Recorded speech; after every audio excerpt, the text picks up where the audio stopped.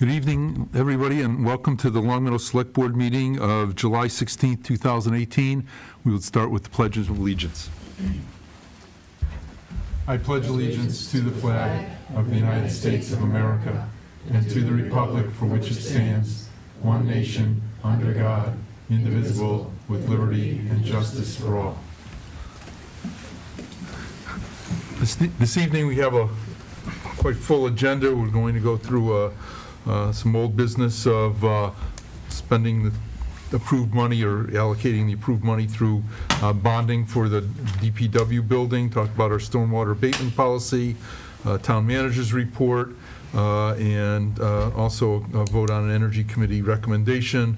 We're also going to do some routine business of street closures and a few other things. Coming up at the end is a DPW project change order approval. This is a full agenda. I'm, not going to try to cut off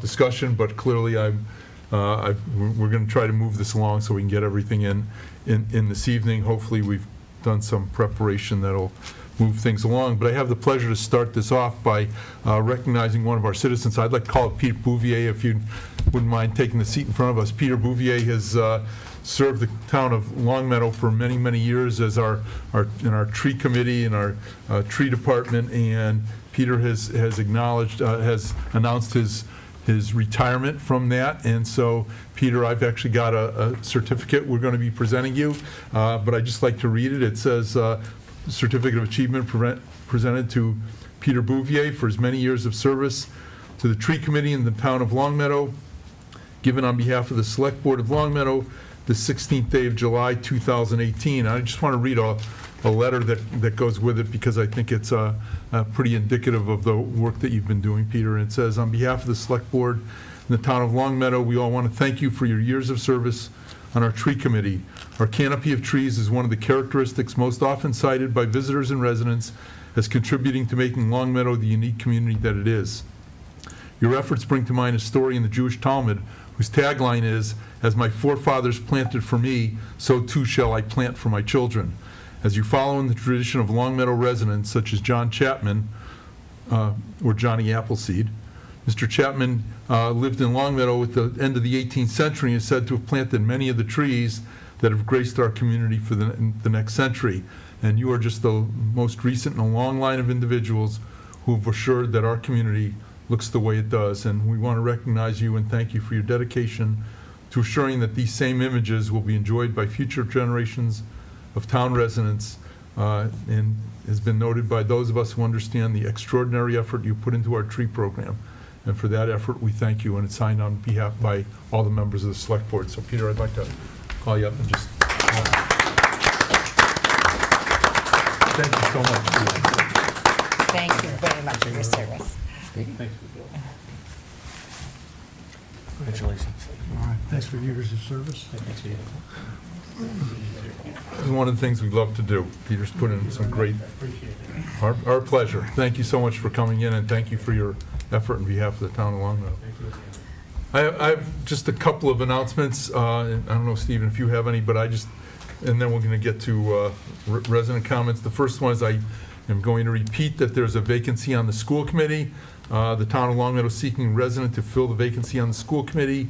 Any Longmeadow resident interested in being considered for appointment to fill this vacancy is required to submit an application to the Select Board's office, 20 William Street, Longmeadow, by Friday noon, August 17th. Applications are available at the Select Board's office on 20 William Street. Please submit a cover letter and current resume with your application. The appointment is effective until the next annual town election in June 2019. Subsequent elections for the position will be for 3-year terms. The school committee has the dual responsibility for implementing statutory requirements pertaining to public education and meeting local citizens' expectations for the education of the community's youth. Again, applicants will be required to attend an interview scheduled jointly by the Select Board and School Committee on Monday, August 27th, here at 7 p.m. in the high school. So anybody interested, please do apply. The other announcement that I have quickly is that our state government is hard at work. We've been informed that there have been a couple of funding approvals for from the state. One is $5.2 million, or $5.3 million almost, to assist us in capping our landfill, which is a gap that has not been done for quite some time. And the other is for helping in replacement of center school windows for $900,000. For those, we can thank Senator Lesser for having put those in. There's an additional earmark payment pending for dredging Laurel Pond, but that's going to be dependent upon whether it gets through the current budget that's still under discussion. But I want to thank and acknowledge Senator Lesser for those actions that will clearly help Long Meadow and help our environment. Those are my announcements. Does anybody have any others? Stephen? Yeah, just to build on, the governor actually has to sign the bond authorization for us to actually get the money, but they did get approved in the bond authorization, and so he has not done that yet. It's unclear if he will, but if he does, as you mentioned, Senator Lesser was instrumental in getting those for us, and those are big needs for the community. One public service announcement. We're supposed to get some pretty heavy-duty storms tomorrow afternoon. We've had a lot of dry weather, so if you have catch basins in front of your house, just check them, make sure they're not covered in leaves, so everything drains well, and take care of, obviously, your own properties. And if you need assistance, let us know. And, it is a busy time of year for public works projects, so just be mindful of construction in the road, and be wary of police officers and construction workers and utility workers in the street. Okay, thank you. Anybody else have any other announcements? No? As for any resident, Tom? No, Don. Oh, I'm sorry, Richard. Yeah, I got Sorry. a public service thing, too. I Oh. think it's more a public service complaint. I drive through town quite often during the day, and I've noticed recently, and it's growing in frequency, of the people running stoplights.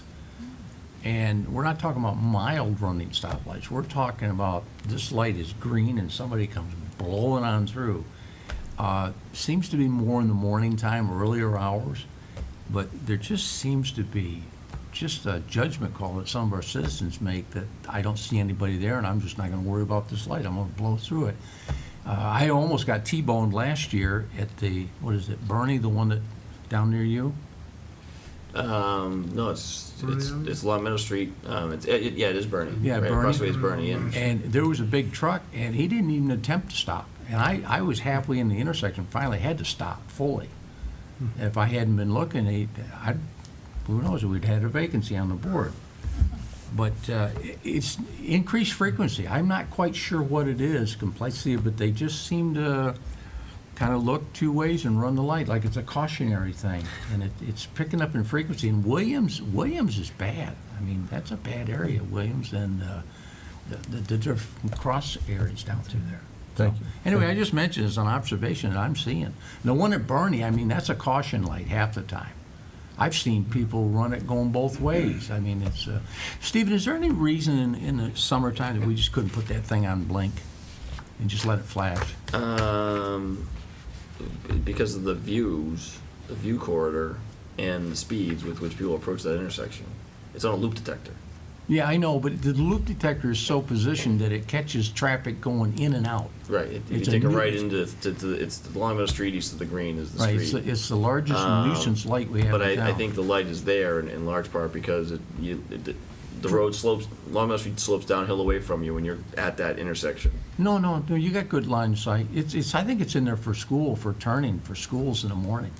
The street's one way, and that. In the morning, but I mean, they're turning off Long Meadow Street. Yeah, I don't know. We can look into it. Yeah, because I've seen it work fairly decent when it is on flash, and I'm just saying, when school's out, put it on flash and just let it flash.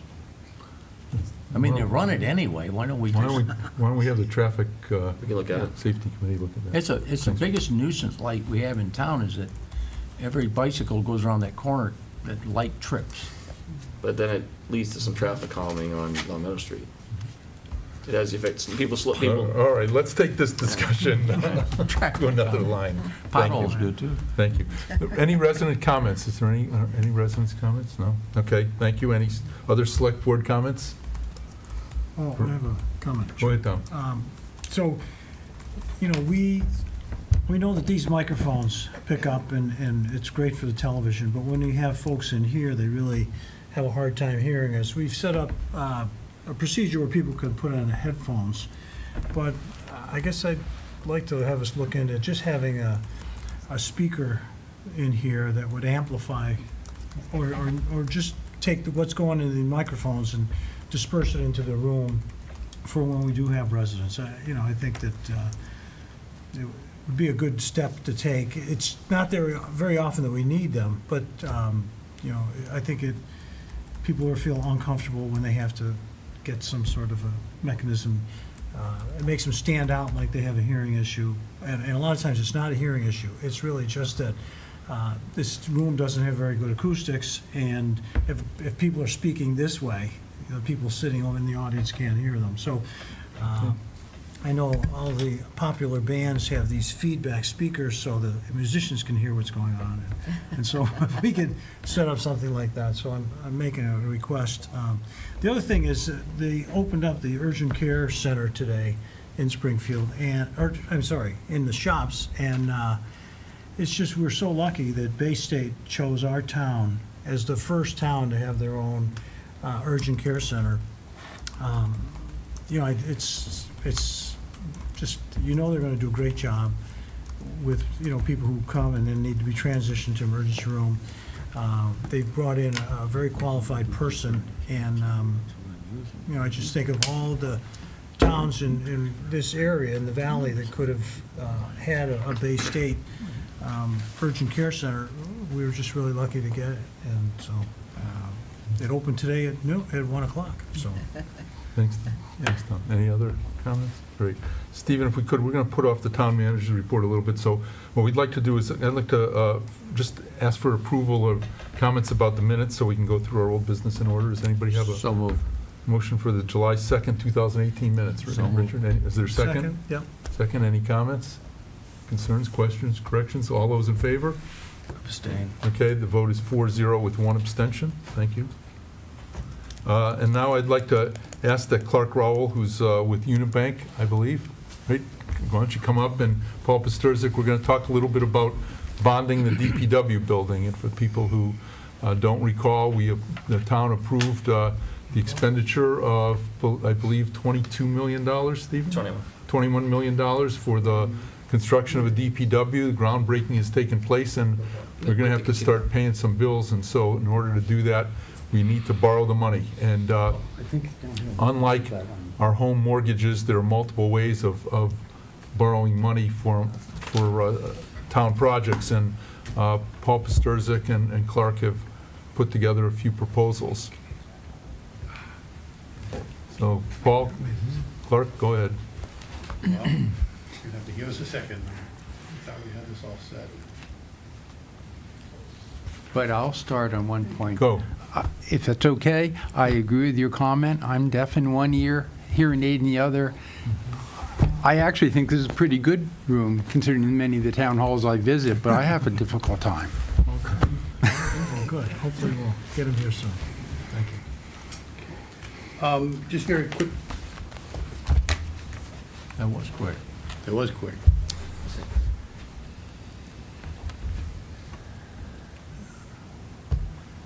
That's our town manager making sure that the assistant manager Stephen? stays in that position, doesn't take over his job. So, When whoever was sat down, he bumped that and instantly went out. press the display button. No, it still looks good. Yeah, it seems to be intact. Okay, Paul, you're going to have to wing this with the Well, okay. all the charts and graphs and. Yeah, the select board do have those. No, that's it. Came out there. Yeah. Okay, well, there it is, folks. That's why. Like the fawns. That's why we keep it on. Anyway, as the select board knows, we'll be going out to bond for the DPW. The sale date is August 15th, I believe.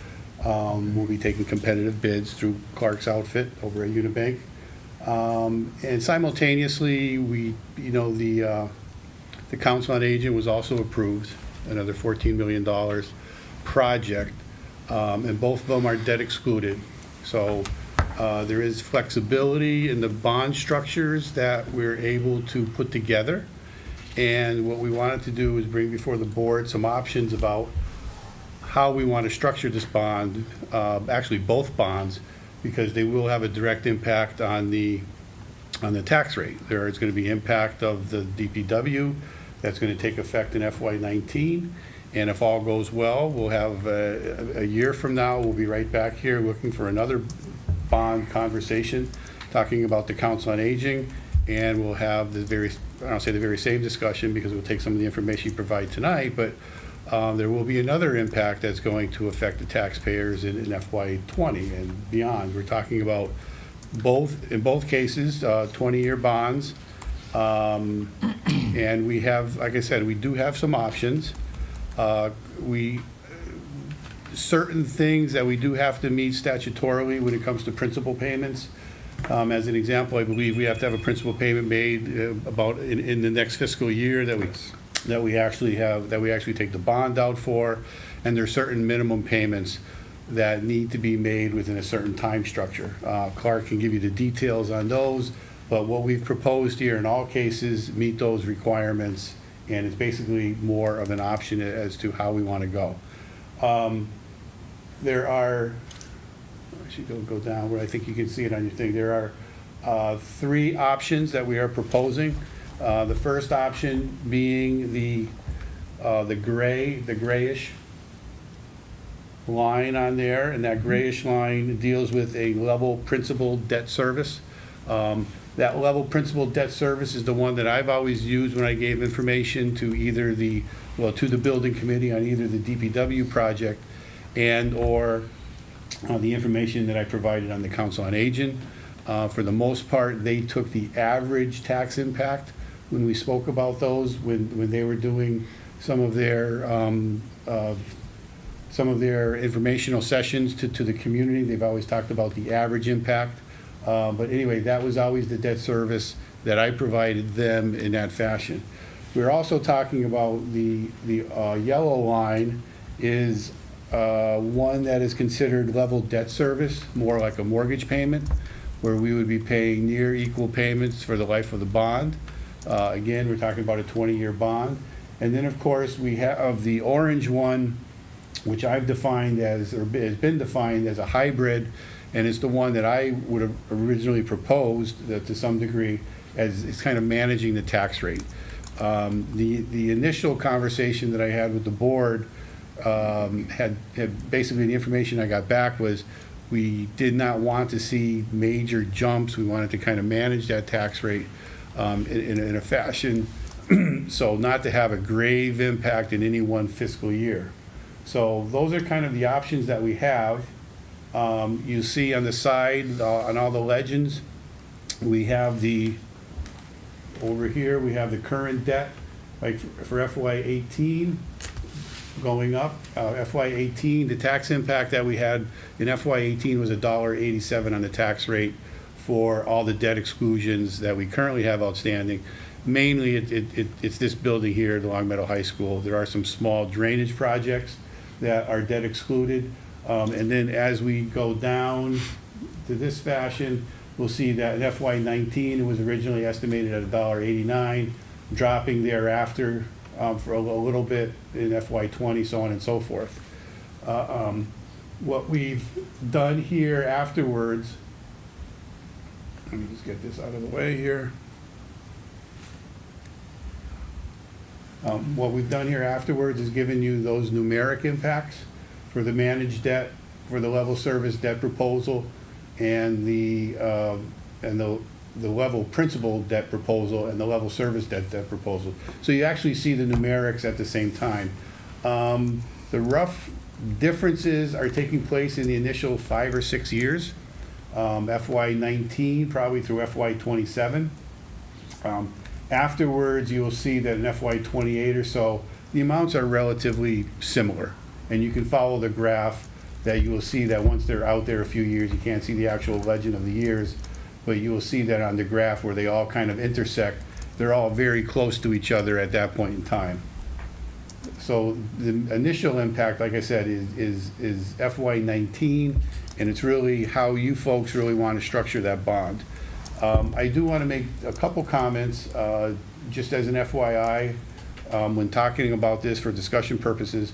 The Select Board does have budget policies that do take into consideration how we're going to make decisions on this bonding. The first budget policy states that the town will structure its debt service to avoid volatility in the tax rate. We certainly don't want to see ups and downs going in the tax rate. We want to avoid those at all costs. Any one of those, the only volatility that we're really going to have is that in that initial year, where it's going to jump to some level, but after that, there are no ups and downs. It kind of levels off there, and then it's on a decline after so many years. The other policy that the board has is that the town will maintain an aggressive amortization schedule for all debt service. I also mentioned the fact that when I gave, as I mentioned earlier, is when I gave debt exclusion projections to either the people who were working on the DPW or the Council on Aging, I had put together those projections using level principle, that for the DPW, the average over the life of a 20-year bond was about 54 cents on the average tax bill, and about $1.89 for a valuation, a property valued at $350,000. On the Council on Aging, again, using the level principle concept, the impact was about 48 cents. The average tax bill for a $350,000 valued property would be about $168. The last thing I want to caution the board on in doing this is that the timing of this bond is such that preliminary bills are also out and they're done for FY19. So any impact that takes place in FY19, I don't want to say it's going to be a double whammy, but it's just going to be built into Q3 and Q4 bills, the actual bills that go out due February 1st and May 1st. So I just want to have you folks aware of that. So in the deliberations, you kind of have that in the back of your mind, whichever way you choose, it's going to happen in that fashion. So I don't know, Clark, if you have anything to add after that. I think I've said mostly what I wanted to say. There's some other information that was provided on all these at the direction of Mark, figuring the breaking out those impacts, and you have those in the back sheets that were provided in the packet. If there's information or any question on those. Paul, can I just make a comment that these graphs are a sum of both the bond that you're proposing we approve today and the bond we would not be asked to approve for another year on the COA. So there's some degree of There's some degree of flexibility if above we and go beyond that. a different way. And that amount of flexibility is shown on those backup pages where you can see that for each of these amounts of money, how much comes from the COA and how much comes from the DPW, so that you can see that there's potentially funds, there's potentially tax impact on the COA that theoretically could be shifted a little bit. Yeah, right. A year from now, we can be back here, and whatever is chosen today, we can modify and tweak a year from now. So, a graph wouldn't quite look the way that it's looking today. If the impact was too high, and again, we wanted to make amends somewhere down the road. But we are not locking in at this point in time the Council on Aging. We'll be doing that roughly in a year from now. But this does take into consideration the Council on Aging and the DPW, only because they are two large projects and they're going to have a pretty significant impact to the taxpayer beginning in FY19 and not hitting the actual highest point until some point in the future, in the near future at that. So for folks on the board here, there's three proposals. There's the so-called hybrid managed debt, that's the red graph, right? There's the level principal debt service, which is the gray chart, and then there's the level debt service, which is the yellow chart. And the question for us is, what's your pleasure? Because what we need to do tonight is send Paul and Raul off to write up the paperwork and go out and get these bonds ready, get bids, so that our next meeting we accept the bids. So, I would say, Go. clearly the level debt service is the straighter line, You don't have, that's the one for yellow one. Yeah, okay, The just yellow- for people at home. the Yellow line. It doesn't go up as high. But the other thing I was just thinking, it really depends on if you anticipate the school issue coming up from 22 to 26. If you go with, then that kind of favors the red line. Well, again, we've tried to build in something around 2027 where they kind of all drop down, that if there is some type of school issue or for any other project that may be debt excluded, that the timing of that we would hope would fit into that It would be area. after that, Yeah. I mean, again, they all kind of, unfortunately, we don't have years there, but that is about 2027 where Well, we get that I think you intersection. scroll down, Paul, you Yeah. can get this. Marie, do you have any question? Yeah, I have a question. Did you say earlier that if we go with the gray or the yellow, that people are going to, since the bills have already been prepared, that they're going to be getting a double whammy? No matter which one we go with, because preliminary bills are out, and Right. they're based upon FY 18's actual bills. So when we do this impact, the impact of this 1 year is going to be built into the final 2 tax bills. But it would As be opposed to less four. of a whammy if we went with the orange, and that's the one you had recommended, the managed. Correct. So if we go to either the gray or the yellow, how much more of a sticker shock are people going to get? Well, it's in the particular case of, you're asking about the yellow. Yellow and the Correct. gray, since they seem to be pushed earlier in, I guess they were pushed, I'm trying to read it, 2020, does that mean how much substantially more are people going to see in their bill if we go yellow-gray compared to orange in the Well, next I tax think bill? if you go to the sheets in the back, you're gonna see that the impact on the yellow, which is the Yellow is the level debt service. level debt service, okay?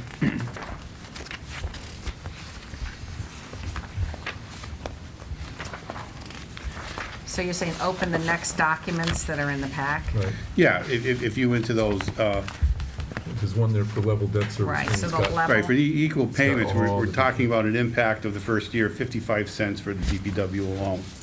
So that impact, instead of being spread out over 4 quarters, or 4 tax bills, to the tune of about 14 or 15 cents, it's gonna be double that, because it's all gonna be built into only 2 bills as opposed to 4 bills. Okay, so if we talk about, give me an average, or is there, do you usually say a $300,000 home? How much more Well, would they be talking? if it's a $350,000 home, Uh-huh. and we're talking 28 cents, I mean, I think we're talking about half of the impact there, about $90, So it'd be an extra $90 if we went yellow. correct. And if we went gray?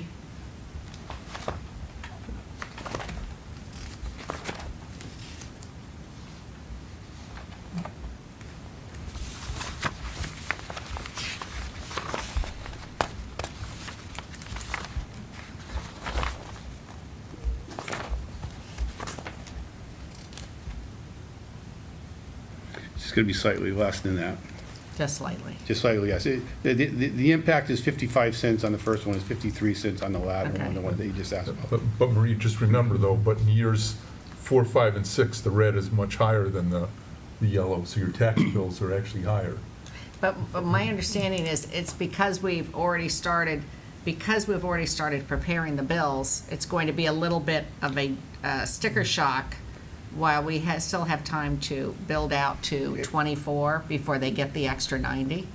To some degree, it's gonna be, it's gonna be sticker shock no matter which way you go, almost. Oh, it is. Yeah, It's yeah. not because It's not no coming. matter which way which one you choose, because the FY 19 preliminary tax bills are based upon 18s. We can't control that, that's, so they're in there already. We have to build in any impact of whichever option we choose into the last 2 bills. Now, what'll happen in FY 20 is we are gonna see a fairly, I don't say a dramatic jump, but we're gonna see a jump no matter which one. But FY 20, the first preliminary bill should be leveled off. That you probably won't see a jump in the first bills, and then you might see a slight increase in the latter 2 bills of FY 20, a smaller increase. But the orange, you're saying the sticker shock will come in 2024, or? No, the sticker shock is gonna come, the lesser, if we go with the orange, it's gonna be to a lesser degree. Lesser degree, okay. Yes, So it- though it looks that way, it's actually less of a, It's lesser of a Spike. jump, correct, there's less of a spike in the orange. right. Part of the Wait, oh, I'm It's sorry. not Marie, if you go through this, the orange is the hybrid managed, okay? Just looking at the numbers, the hybrid managed one has a peak of $2.83, whereas the others have a peak of $2.43 or $2.36. So it's not less of a tax rate. Right, but he's saying because of the way we bill, there will be a spike in the gray and the yellow? Is that what you were saying? That's going to happen on all of them. No matter which one you go with, there's going to be a spike. It's just to what degree the spiking is incurred. Or what year, or what No, degree? it's going to happen for the latter two bills of FY19. Okay, It's just a matter of to what degree they go up. Next year, it'll be spread over 4 bills, yes. and it'll be, and so each quarterly bill will be much less than the last 2 quarters of this year. So why were you recommending the orange? Because it has the lesser of an impact in FY19. It graduates the rate impact over a larger number of years before it peaks out. Okay, As you see, the line is not as steep okay. with the gray or the yellow. So though it is a sticker shock, it's less of a sticker shock than the Correct. yellow and the gray. But the tax rate ultimately is 40 cents higher than the other one. So it may be less of a sticker shock, but you're going to be paying higher taxes. For a in period of time. 2023, 2024, 2025, and 2026, or whatever. And then it the- drops below yellow and gray. Right. So Yeah, but then the other thing Yeah. is, the other consideration is balancing the impact on the tax rate with how much are we paying overall over the term of the debt. And that's, if you go to the bottom, you can't see it here, you have to scroll down, but if you go to the Yeah. bottom of that table, it adds up the impact, the tax rate impacts. And so you can see that the orange line, the managed debt is $46.77, added up over just as a comparative purpose. It is the mid-range one, but is it the yellow line, the level debt service proposal? Yes. Yeah. That is, we will end up paying more over the life of the bond for that option. You mean that, and we're talking about the level debt is the gray, Yeah. okay. But the less amount we pay for all of them would be the principal debt proposal, which is color, Level debt is orange. No, the level Yeah. debt service yellow. is the It's yellow gray. line. That's level debt, level principal debt. principal debt is gray, and that's the cheapest over the life of the loan. Correct. Okay. And the highest is level debt service, which is yellow, and the hybrid is in the middle. Right. Right. Tom, you had a question? Yeah, now, it says that the way the debt is, the current debt drops like by 30 cents between the year of 2022 and 2023. correct. And is that calculated into these figures? Is that? Yes. So would be much higher if it wasn't for that happening. Right, they could be. And again, we've taken that into consideration, building upon the current levels of our excludable debt. We built upon those. Yeah. And that basically, I believe, is Wolf Swamp and Blueberry Hill are paid off in fully at that point in time. All right. But I think Yeah. to me, the 3 defining characteristics of the orange line is, first of all, the impact, the tax rate impact, it goes up more slowly over more years. Once it gets up to that approximate dollar level, it keeps it steady for a bunch of years. So when those increases in your current debt service fall away, the tax rate is kept up about that dollar level, so that, and just in anticipation of another project coming 6, 8 years from now, that there's that distinct drop in 2027 that mitigates the impact of that next project. That's the real rationale of the orange line, to not have the up and down effect of the tax rate, and to try to build a little bit of mitigation in for that future project, and still build up the tax rate impact a little more slowly than the others. And so the bigger drop, the next drop would be in 2025, right? 2025 is that? So that would be The big drop is on the Well, orange a line is decent- 2027. 27. All right. It But goes, there's no flexibility. You can't push that orange line back, to hit a peak a year or two later. Those are all formulated. So Raul, can No, you share with yeah, them what banks offer, the right? rule that you shared with me Yeah, that I the, was So here's the rule that I learned a The lot general about. laws do require that you pay off principal at a certain pace. Okay. And that you have to pay off principal at least as quickly as, in this case, as quickly as a level debt structure. If you take the home mortgage structure where you have equal annual payments of principal and interest over 20 years, half that issue, the average life is about 11 and a half, 12 years. Whatever you do with any of these schedules, you have to have at least that much principal paid off in those years. So as in the orange line, when mitigated the increase to the tax rate somewhat, we also have to pick up the pace a little, and that's what's contributing to keep it up to that dollar level a little, just to make sure we hit that required amortization schedule, having half of it paid off in 10 years. Yeah, so, when we look at the way the current debt will be dropping, and then we look at the orange line, I'd say, to me, that looks like the best match in terms of what our needs are and what our costs are.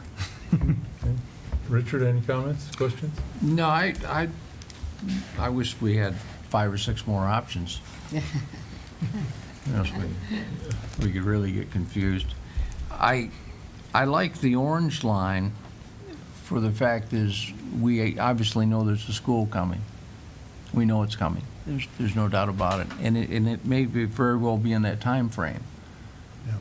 And I know we're talking about the impact, and if it was coincided with that, then the rate would just flip up and continue a straight line, which I think, I personally like that because it may be less influence on our taxpayers. Because that's going to be the time frame that's going to take place, either that or a little bit earlier.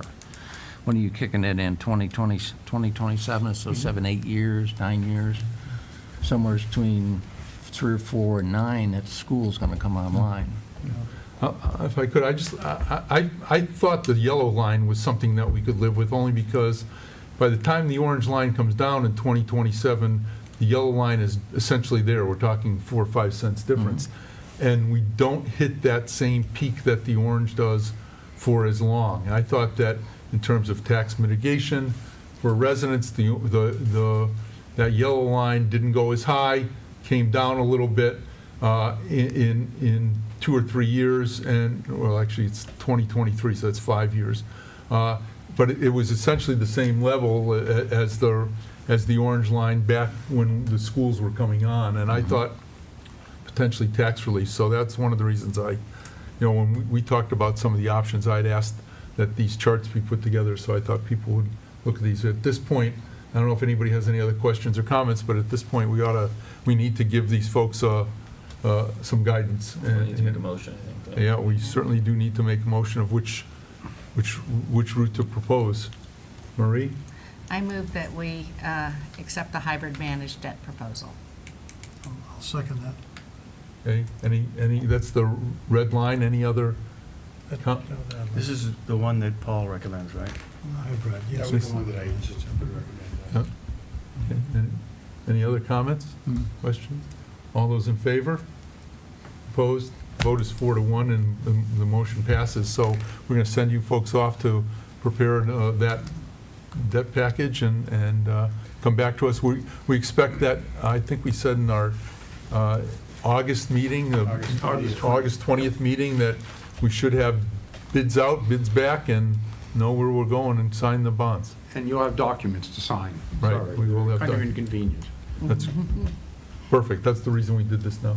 Mark, I want to thank you. I really like the fact that you brought multiple proposals, and we did have a chance to really talk about this. I think it's good for us and also for the residents to hear.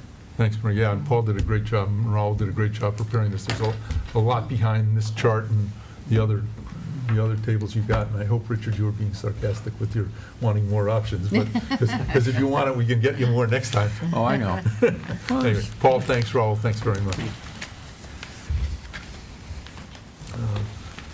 Next thing we're going to do is ask Tracy Adamski from Ty and Bond, I believe, to come up. We're going to talk a little bit about our stormwater abatement policy for people at home. We approved a stormwater utility. That stormwater utility is going to be an additional charge on people's bills in fiscal year 2019. And part of that stormwater utility proposal does allow for abatement requests and there's a procedure for doing that. We looked at it once, didn't really understand what we're looking at, so Tracy, welcome, and hopefully you can explain to us what we're being expected to do here. Sure, thank you. So, thank you for giving me the time today to talk with you guys. Last year, the stormwater utility was approved at town meeting, and as part of that utility, there was language that provided the option to establish a credit policy for certain items that kind of relate back to stormwater. So I believe at your last meeting, you looked more closely at the credits that are the senior needs-based credits, the blind resident credit, disabled veterans credits, the credits that are kind of applied through paperwork that already happened through the assessor's office and will then be applied as requested for the stormwater utility. In addition to those, we also established a few credits working with Stephen and with Paul as well, identified other credits for activities that actually benefit stormwater.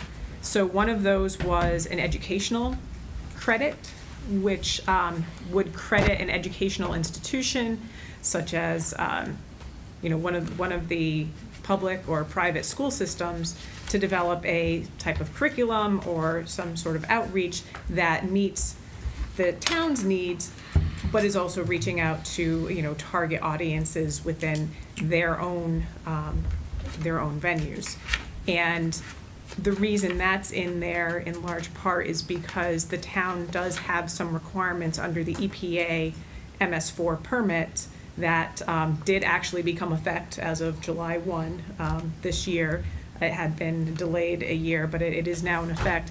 But there are certain educational requirements that is placed on the town. So this would be an opportunity to take advantage of some of the educational institutions and the work that they're doing and be able to use some of that information to inform the public within Long Meadow.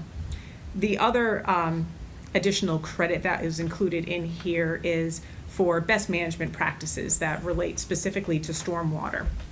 So we had gone back and forth on a number of different options related to the stormwater BMP credit, and at the end of the day developed a list of what some eligible best management practices are. And this was culled from the Massachusetts DEP Stormwater Management Handbook.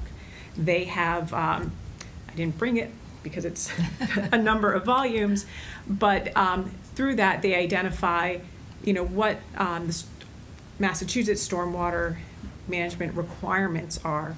One of those is meeting an 80% total suspended solids removal out of stormwater. And in order to do that, there are certain best management practices that they've identified have a higher level of TSS, is what we call that, removal. And they actually have a cheat sheet, which I do have extra copies if people are interested, of a number of what they allocate for TSS removal efficiencies for a number of best management practices. And this is the list that we culled, the list that ended up in the credit policy from. So for the most part, the eligible BMPs run from 70 to 90% of TSS removal. So that's where this came from, instead of, kind of leaving it up to whomever to say, we're installing a deep sump catch basin, which under the DEP manual only provides 25% TSS removal. We picked ones that provide additional levels of stormwater treatment so that will enhance the stormwater quality. And it goes further to identify also what the amount of impervious surface is covered on that property, including the percentage of impervious surface that's covered, so that the ultimate credit becomes a fraction of that, with the limit for credits being 50% of the stormwater fee, so that they're still paying a fee. If you recall, when we were doing our initial assessment with respect to the stormwater utility, almost 50% of the impervious surface in town is associated with the roadways. And that's not something that's, being covered under the stormwater utility, and that is a benefit to everyone. So there still would be a fee that is, applied to the town and is used for the stormwater requirements. So that's the basics, the basis of the genesis of what's in front of you, and I'm, happy to answer any questions. Marie? If, we start with this and we try it, and we can tweak it later and make changes to course. it, can't we? Yep. This is not a bylaw, this is a policy. So this is up to this board, and you can hold a public hearing and modify it as needed. Okay, thank you. Richard, any questions? Tom, no. sorry. Yeah, a few things. So is it looks at, so a 50% reduction in the fee for a person doing educational programs. Actually, for the educational program, so Yeah. that, I believe, is 10%. Oh, We okay. limited that one, yeah. Oh, 10% 10%. reduction in fee for the educational Oh, credit. okay, all right, good. And so the educational, would that still last a 5-year period? That's correct. Yeah, and, well, because I think, we have some pretty creative people in town, between the universities and the public schools and so forth. Is there any places that do a 2-year sort of abatement for that? And then, because I think it might be competitive, so people who apply for the education and they get, 5 years, I mean, they might say, yeah, we'll just do the same thing, cookie cutter for 5 years. But if it's 2 years, they might say, well, now that we know what we're doing, we can improve on it. And I guess the other side is, are those competitive at all? Is there going to be, would there be we would have to decide if there'd be a certain number, and are there places that is there any, I guess what I'm really asking, is there any system that seems to promote more creative programs for the educational side of it? It's a good question. Okay. And I'll say that I haven't seen one where it's competitive, like, you may get 10%, but you may not, depending on what you're proposing. I think, the way it's crafted, the DPW has the opportunity to review what's being presented and decide whether or not that meets the stormwater, requirements, and whether or not that's allowed, the 10%. The reason that it was set for 5 years, I guess, is a few-fold. One, the EPA permit is set for 5 years, so that's just kind of a nice number to use. The other thing is the amount of time and effort that the DPW personnel will have to expend into reviewing credit applications and approving credit applications. So, I don't think there's an issue with having it, 2 years versus 5 years, but that becomes more of a, decision on the administrative level, on, the effort that it would take to apply. We talked to a number of communities that did offer the educational credit, and actually very few people have taken them up on that credit as of this point in time. Okay. So, I can't remember, there's someone like out in the, like Michigan area where they did, receive an application and someone was granted an educational credit. But around here, we reached out to folks who do offer it and do have universities within their town boundaries, and they really haven't made use of that credit as of yet. Yeah, good. Well, the other side too is 5 years might be a long commitment for some people. They Yeah. might say, well, 2.5 years they might consider, but 5 years might be like a bigger step. And I'll say not separate from having a credit policy, because I've worked with communities on addressing MS4 permits since 2003. And there are some school systems that have incorporated stormwater management into their curriculums. They have like a typical 8th grade curriculum, and they go out and they sample stormwater, and this is something that they do. Like, that would be something I think that would be eligible and would, go hand in hand with what the town is trying to accomplish and needs to meet with respect to the MS4 Right. permit. Well, because if we could get young people in our schools to begin to take rainwater seriously and to think about, building rain gardens and doing things to help look at runoff and erosion and all that kind of thing. It's educational, but it's also it gets young people thinking about their environment, and so, okay. So there's no one doing competitive stuff, but we could talk about that more. Thank you. Thanks, Tom. Steve and Jim? So just to build on the educational credits, and the MS4 permit requires public education as a component, and you have to do 2 residential messages, 2 business and commercial messages, 2 developer construction messages, and 2 industrial messages. Right, that's still current, right? That's still current, yep. So the intent of the educational credit, we have to do that. Whether we have an educational credit or not, we have to do that. The intent of the credit policy is to see if we can get schools, classrooms, Bay Path, somebody, to come up with some really unique messages to somewhat manage the level of the amount of time, either the time we'd have to spend doing it or the money we would spend on a consultant doing it. So that's one of the that's one of the techniques you can use to develop these messages, and they do this for other types of things, not stormwater related. They have contests and things like that. So instead of a contest for who's going to have the best message for promoting recycling or whatever, which happens in schools all the time, it's more everybody can do it, and you'll get the credit for participating. And from all these educational, from all these classroom generated ideas, we can cultivate these messages in a more efficient way. Thank you. Does anybody else have any other questions? Tracy, I have a few if nobody else does. First one is, I just want to make sure I understand the abatement, what abatements are. So if in a year we needed to raise $100,000 for stormwater treatments, for to operate our stormwater utility system, okay, we would have to set the stormwater utility user fee rate to generate maybe $120,000 or $140,000 or $150,000, anticipating $40,000 or $50,000 of abatements. So essentially, the people who don't have abatements are compensating for the people who do get abatements. Is that a fair assessment? Yes and no. So these abatements are only being offered for the non-residential. So the residential, because it's from an administrative standpoint and from a, we'll say what a single-family residents can do on their property, the decision was made to offer these only for non-residential. So that already takes out a fair portion of the properties that would be eligible for it.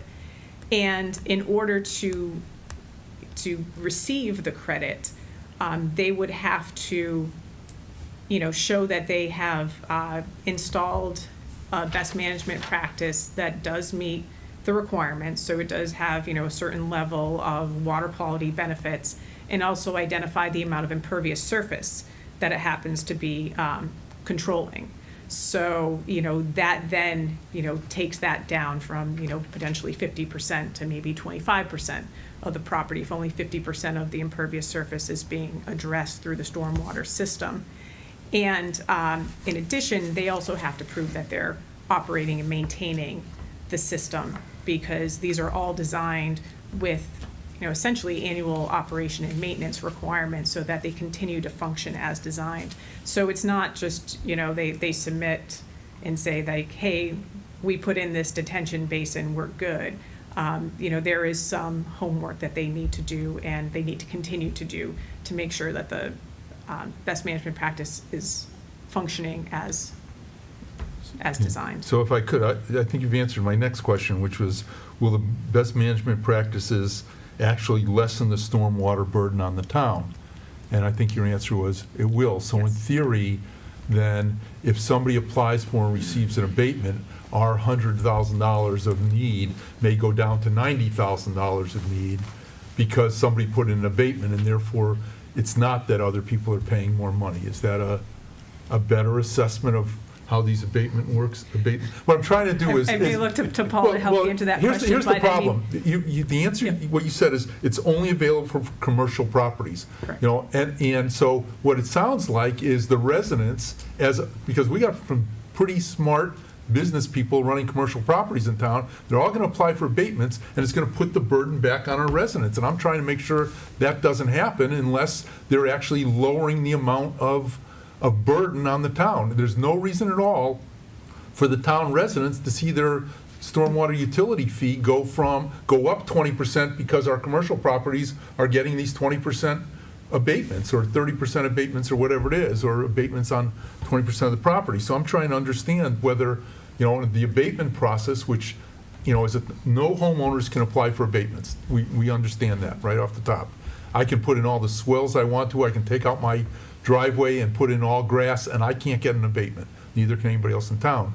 But the Long Meadow shops, or the across the street from the Long Meadow shops, or any other commercial properties in town can apply for abatements based on best practices. So the question is, does this system require that it actually lower the burden on the town's stormwater utility costs? Mark, I'll try to answer that question, because it's probably tough is Right. the answer. I think the system has a certain capacity, and if whether you want to call it, 100 gallons per second that it can Right. take, 99% of our storms, or 99.99% of our storms, the capacity is not going to be a problem.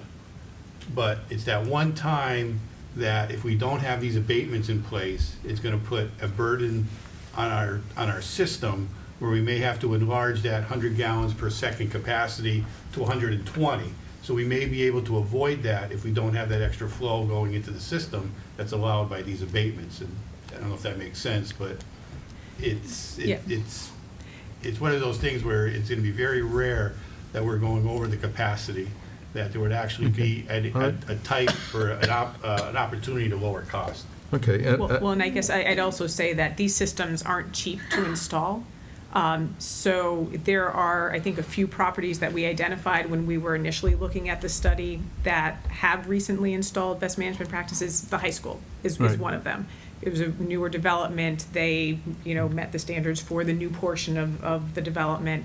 Long Meadow Shops was another one that was a portion of it was being redeveloped and was installing stormwater system, which my understanding is that they ended up tying back into the municipal system. So that would be one where, they would not be receiving an abatement. So, I think when you look overall at the number of properties and the cost that it would take to install the BMPs, it is an encouragement for these commercial properties and, institutional properties to install stormwater management systems that address water quantity from running onto your streets as well as water quality. But it still requires a capital investment for those properties to do that. Great. I just have two other quick questions. One is the educational, Stephen, you may know, does it require that the education be offered or that it be used? I mean, I can see in our school system, the public schools, you're going to have I think they call it a unit in science on stormwater, but I could also see some of the private schools here saying, well, I have this course in my, in my catalog. There's only one student signed up for it, but I'm offering the course. Don't I get my 10% abatement for offering the course? And all that was a printing cost, and we're not really achieving. I mean, do we get to assess whether Yes. it's a true so? So the way the policy is written, for someone applying for the educational program, they need to identify the target audience, the class, when, the program will be offered, and the stated goals. So those are things that the town can then, review and confirm, and if it's, the target audience is one, that might be a reason to deny that application. Okay.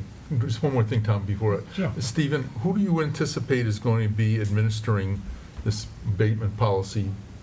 The Director of Public Works is the responsible person, if you will, but I'm sure it'll be something that the management team will work on, but ultimately, the Department of Public Works is the front end for the interface with the community on evaluating a lot of these things, but like most things, we'll probably, especially early on, we're trying to sort it out. It'll probably be a team effort, but ultimately, under the policy, somebody has to be responsible, and it's the Director of Public Works. And I think what I would say, if I just may make a comment about the concern about giving people an abatement when they're not actually reducing the burden, it's not, I think, is easily quantifiable, but the biggest thing is when someone's doing a new development, we already push them to manage stormwater on site. And so, in the case of the shops, it didn't work out all that well, but in the case of the medical office building on Dwight Road, he is managing stormwater on site. He's still gonna pay a 50% fee. So, I think it's the opposite. If someone is doing a 50 to 80% abatement measure, a best practice, they're gonna end up not getting fully compensated on a one-to-one basis for that work, which is, as Tracy noticed, a significant capital expense. I think conceptually, I think that there could be an issue with that, but in practice, with our build-out profile, I can't see this ever being a real issue, where somebody's getting away with one. Yeah, Tom, sorry. Yeah, well, in terms of Mark's point about the educational programs, and could someone besides the DPW be the folks who accept applications and sort of monitor this program? Like, because we have these environmental committees in our town that would, I see this as under their umbrella. I mean, could they do something like that as an aid to DPW? Is that allowable?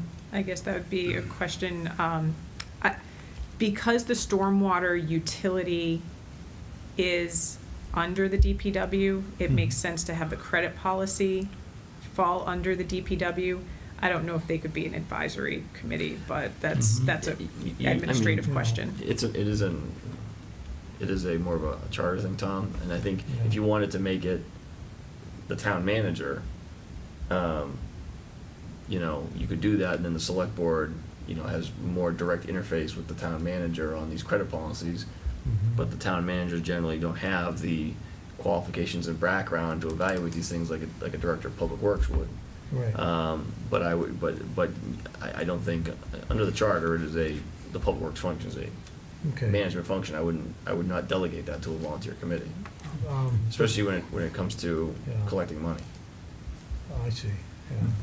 Paul, you had a comment? I was just gonna say, the way that the current water and sewer abatement process works is that it's signed off by 3 individuals, the DPW superintendent, myself, and Steven, so I kind of would envision we would go through that same process.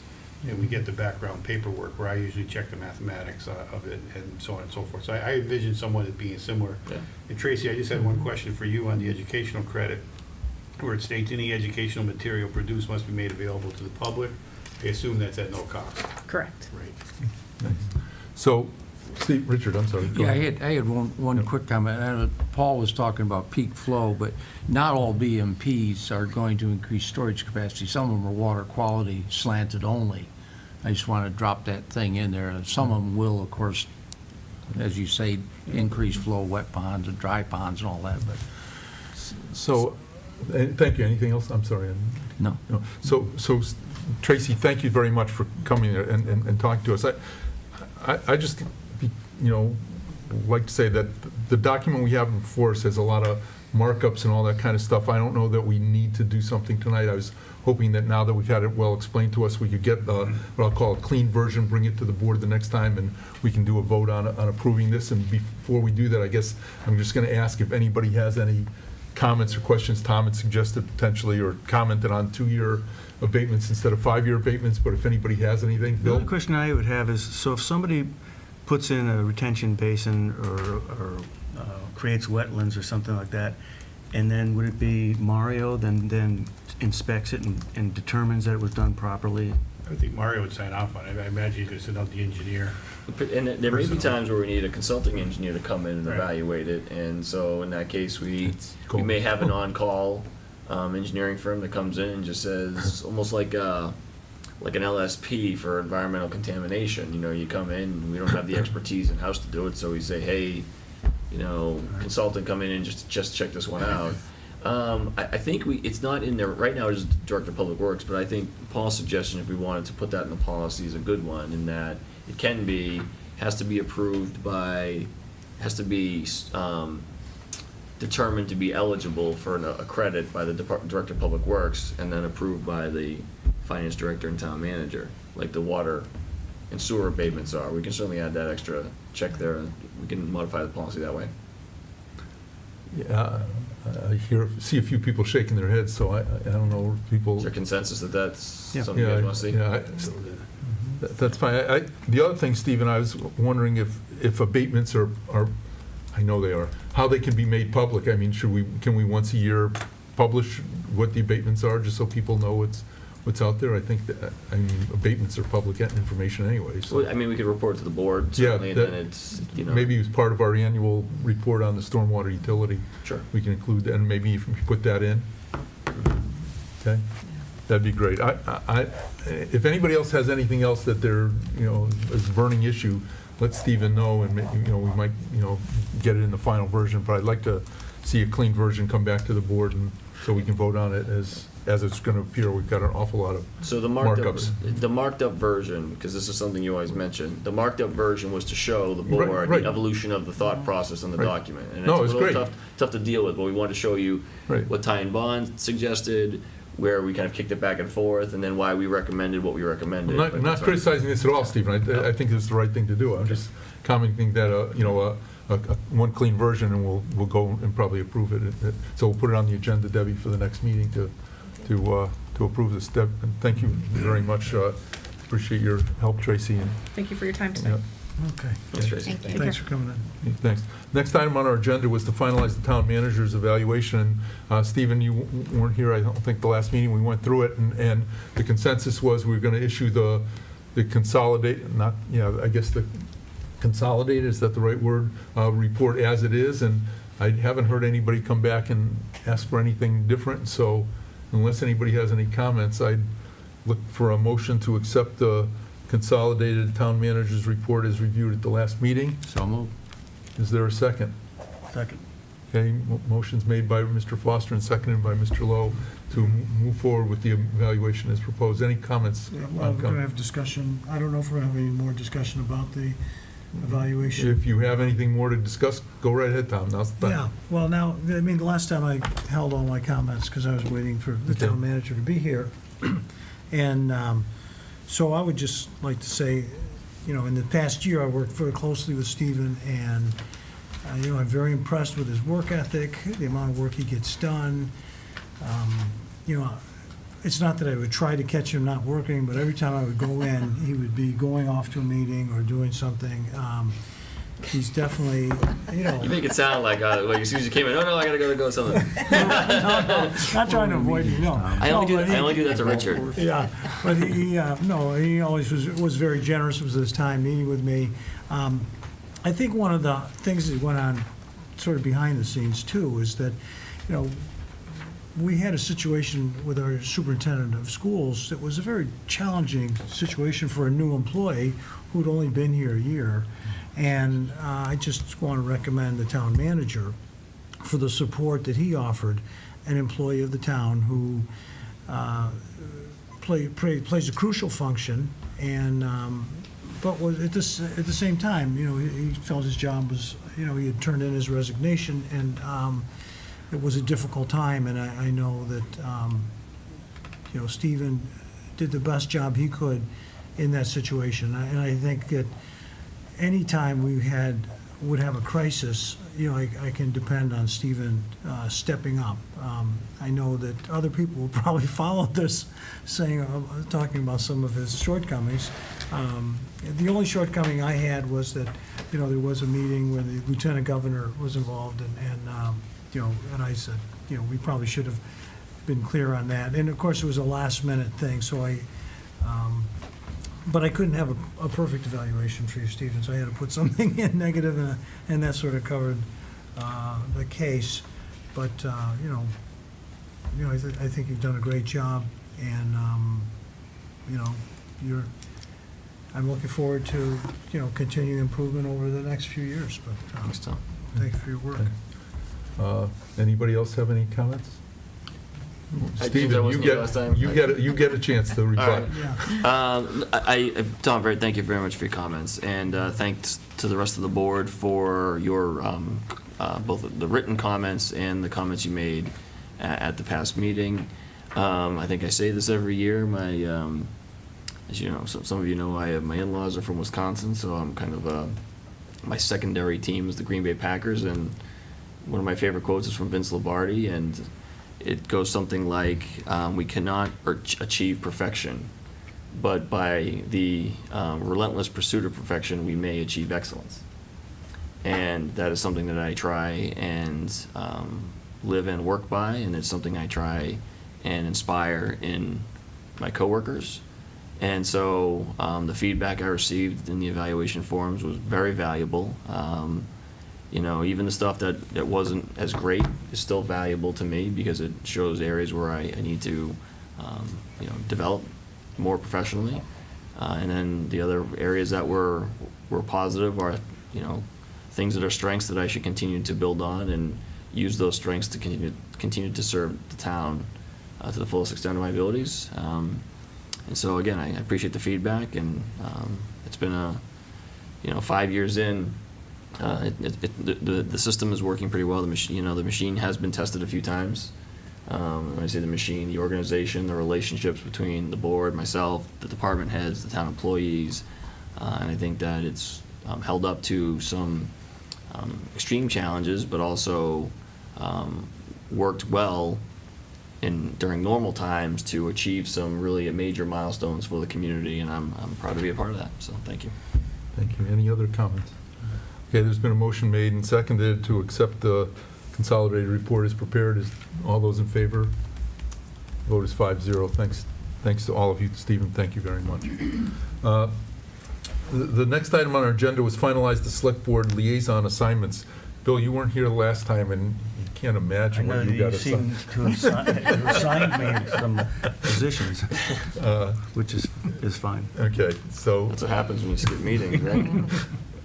I think it's a fluid thing, and I don't see any reason to move forward as long as nobody has any comments. I don't think we need to vote on it. We're just going to move forward with it the way it is, unless anybody has any comments. Nope. Moving forward, great. I'm going to skip the goal setting. We have a proposed policy that Stephen put together based on a quick discussion we had at the last meeting regarding building permit fee reimbursements for crumbling foundation replacements. That policy is out there. I think the best way to do this is to get a motion to accept the policy, and then we'll debate it. Is there a motion to accept? So moved. Richard made a motion. Is there a second? Second. Tom's seconded the motion. Are there any comments on this? Mark, can I just explain the Sure, the please thought do. process behind it? Please do, Stephen. So we got a request. There's one. We know there's a few houses and mostly it's self-reporting. Homeowners will get tested and they'll let us know. And there's a couple so far. And one impacted homeowner is proceeding with getting the correction made, which is a significant amount of work. And it was requested that the building permit fee be waived. I thought that there was some reasonable grounds for providing relief for these homeowners who are impacted by, as we've learned, a force majeure, an act of God, almost natural occurring thing that for which there was no testing and no liability and no fault. Nobody knew it was in there, and even if they did, they didn't have to test for it. So the folks who are impacted by this, certainly we should try and do what we can to provide some relief because it does have an impact on property values. At the same time, the Board of Assessors has also been taking these cases under advisement and has in fact granted an abatement to this affected homeowner.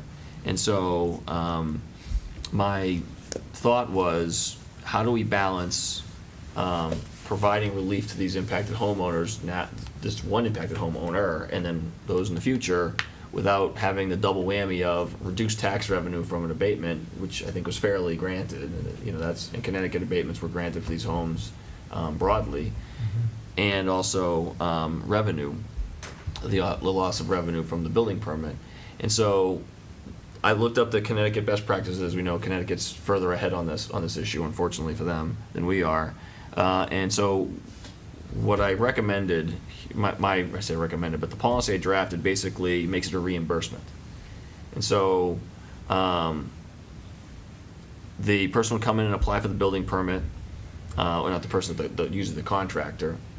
And then once the work has all been completed and the building inspector has gone out and verified that it is only the work related to restore the structure of the foundation has been completed, and if this other areas that maybe it's a set of stairs leading down into the basement and need to be redone as well. That's not a structural item, but that's something that, an ancillary, there's some authority for the building official to apply that to the work that was subject to the fee reimbursement. And then once that was all done, the building official would would grant the reimbursement of the fee to the applicant, which it could be a contractor. If it is a contractor, he would send notice to the homeowner that the fee was reimbursed in case the homeowner paid it through the bill, and then would notify the Board of Assessors that the work has been completed, which would then mean that the property value theoretically has been restored because the work has been completed and is no longer impacted by this. So I gave kind of and you see SC notes down here, I kind of wrote my justification, but that's what, that was the methodology behind this. There's also, I mean, this is a little more complicated. In Connecticut, there are towns that just, you come in and it's waived up front. So it's up to the board to decide the approach. Well, Rich? Yeah, the only, Stephen and I had a chat offline on this. The only flaw that I see is that any refund should go back to the homeowner, not the contractor. Because the contractor is not going to reimburse the homeowner. And I think that's unfair. But the applicant, and we gave this some thought, we kicked this around, but the applicant, the building permit applicant pays the fee. That's true, but they are an agent of me. I paid the fee Right. through my agent. And if it goes back to the contractor, then I still paid that fee. Right. They're not going to lower the cost of my contract. That's the only thing I had, is that, But how do I you, think- but how do you just a logistical thing, how do you give a refund to somebody who didn't pay the fee to begin with? they did pay the fee. They paid the fee through an agent. It's buried in their quotas, probably. Yeah, it's in the Well, quotes.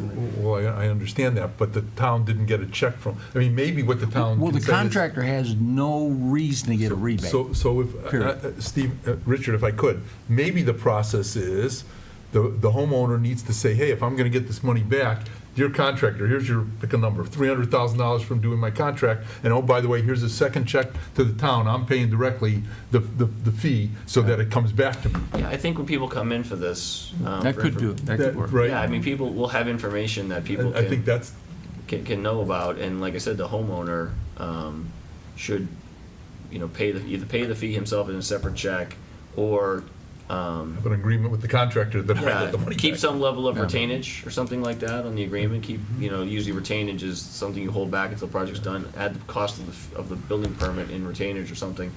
It just, the easiest, the straight ahead way to do it is to do it with the applicant. And sometimes the homeowners are the applicants. But the straight ahead way is the person paying for the fee is the applicant, and that's what most of in Connecticut it was the same thing, and that's why they had the required notice to the homeowners, because sometimes the applicant isn't the homeowner, and at least the homeowner will be made aware that it was waived. Ours is a little different because it's a reimbursement, but I think in practice we could manage that. Well, just as long as the homeowner's in the loop and Right. they're aware that there's a fee transfer Yeah. that's going back. I think that's my only concern, because most people don't know anything about the The process. easiest way to do that is to just waive the fee up front and not do it on a reimbursement basis.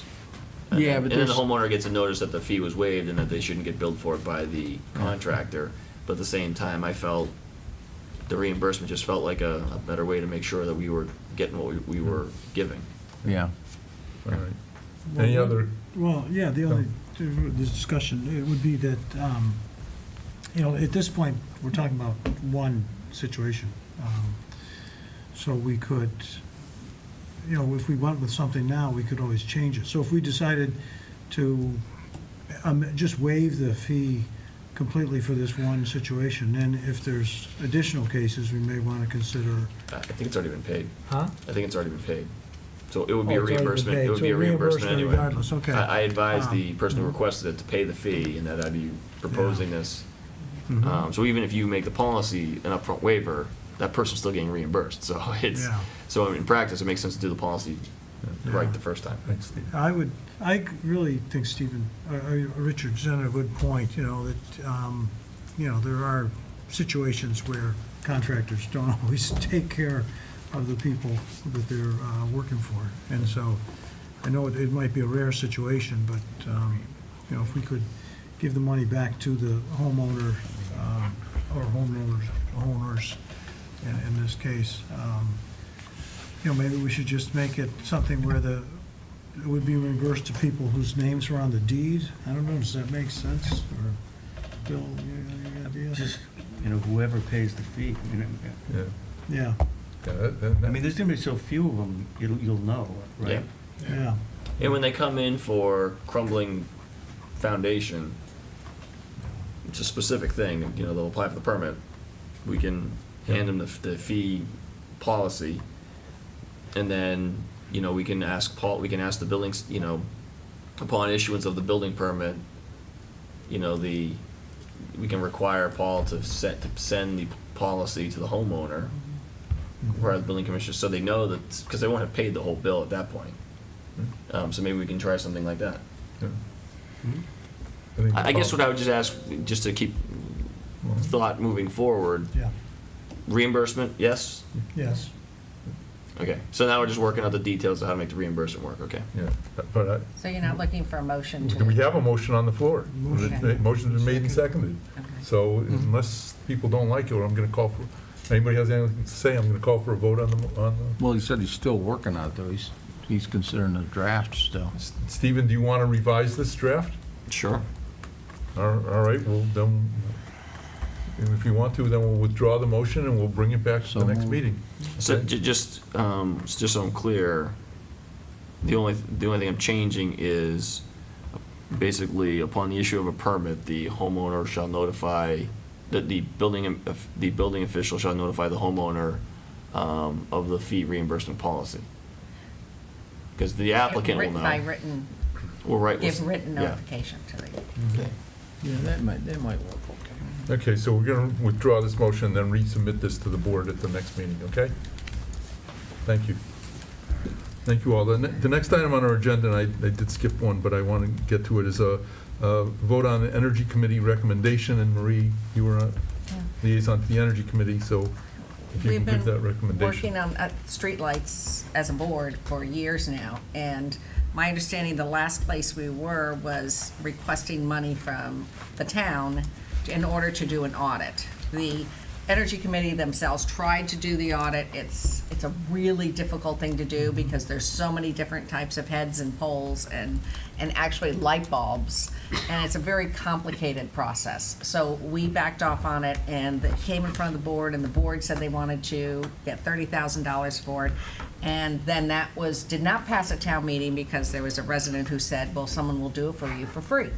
So we looked into it and had a couple of streetlight vendors come and explain their process to us at the Energy and Sustainability Committee, and Mark attended our meetings. And they don't do it for free because they build it into the amount of money they're going to take in the way of your savings. So the way these vendors work is they tell you, okay, we're going to do a full audit on all of your street lights, tell you what lights you need to keep, or you're missing lights, and what the cost will be for us to replace all of the heading and give us LED lights, and then and so they will then retain 75% or 45% of what the savings are, so your cost, it's built into your costs. So what the Energy Committee's just saying is we were recommending that we go ahead with that we do the audit, and so we'll have a better idea. And I guess something like that, the last time the town manager suggested it to us, it was gonna cost $30,000. I'm not sure if it's still there. I know he was also talking about trying to talk to other towns about who are buying their lights. I put some few phone calls in and to find out who was in that position. Have not heard back from the towns that I personally called. And so I thought we would just bring it to the select board and see if you're ready to vote on something like that and how that would be paid. But I don't think the fact that if we find a vendor, that it's really gonna be free for us. We can use our Green Communities grant to pay for that. And Marie, I think that was the recommendation of the Energy Committee as well, to use the Green Communities If the grant. money is, because I know that you had talked about that, we have not seen the full amount that's that's been saved after doing the design on the zero energy DPW building. But we feel that looking at the numbers on how much we would save, even if we're looking at purchasing the light poles and those negotiations beginning again, we're still going to look at some substantial savings over the years. Chicopee's already done it, and but they have their own light company, so it was a little easier for them to do. But even when he zeroed out that, when I spoke to the gentleman over the Chicopee Light, we'll still be looking at some substantial savings in costs. I think I owe the Green Communities Department some information about, where because we were on the path to amending the grant agreement to spend the money in DPW. We did spend some design money to design the zero net energy building. And I know I almost have to remind myself that we're not pivoting away from that because we didn't do it. Once our third-party solar process unfolds, we will have a zero net energy DPW. We did achieve that goal without having to use our Green Communities money.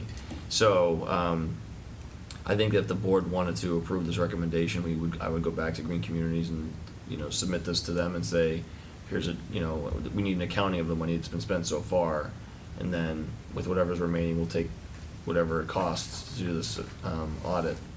And then I think I would probably use this as a basis to do an intermunicipal agreement with Springfield and West Springfield, the two communities I've spoken with, to see if we could see what it would be worth to do an audit of all three communities, if we achieve any savings, but not at the expense of timeline. And actually, our first vote several years ago in the Green Community, when it first came up, was for streetlights. And then we just got pushed back so badly by Eversource. So I have a feeling that they probably would have no trouble once you file the papers to turn this back over.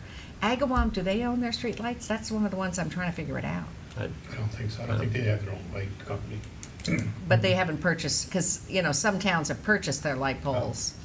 Not anybody around here that I'm aware of. Pittsfield has. There was a in couple our of them. immediate area, Yeah, okay. and not former Wamiko customers. Okay. All right. Carrier counts. So National Grid customers have had a little better success, but Eversource/Wamiko customers have not had good success.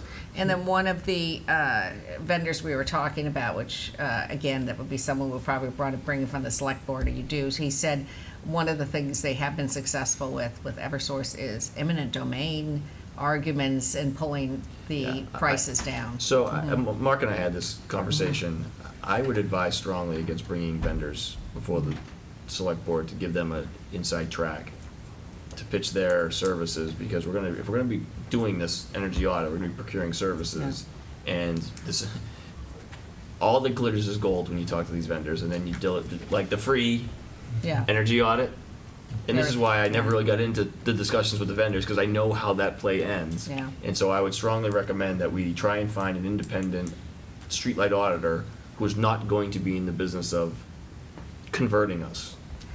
Okay, if we do the street, we might want to consider bringing Agawam in too, number one. Number two is, when I was at the tree committee, if we're doing our own audit and we're spending the $30,000, they are very close to, they need an audit of those trees on the tree belt. And if we could wrap that in, we might save a lot of money. Who needs an audit of the trees in the tree belt? That's what the tree committee and the town of Longmeadow's been working on for, I would say, Mr. Bouvier's spent years and years of his life trying to get that, the GPSing of all the trees we have in the tree belt. No, we do not have, it's not been completed. And that's. According to who? According to the tree committee, the guy who's the warrant. The warden? Warden, yeah. I attended their last tree meeting, and they said, no, we never I thought completed the audit. Maybe not completed, but I know that we have a bunch of them mapped. We have a bunch of them because Mr. Bouvier spent years working on it, but we're not completed. The ball got dropped before you came, and so I it's swear not. we've done work on that subject. Okay. That's not, either way. Well, Either way. yeah, so Marie, the Energy Committee, voted that a certain proposal to bring to the select board. Yeah. And so I'd like. Just our recommendation. Well, okay, I heard the recommendation. Yes. Should there be a motion for the select board at this point? So I guess I move to recommend that the town of Longmeadow use green community money to do a streetlight audit, and if possible, look at the trees. But there was a date that we're trying. Oh, you're right, I'm sorry, we're saying if we could get this done by the end of the year, not fiscal year, by the end of 2018. Because something like this usually takes only like a week or two to get done. We have a Okay. second for that? Yeah, no, I'm listening for a second. Do I Yes, hear I will s- second that. Okay, so motion's been made and second.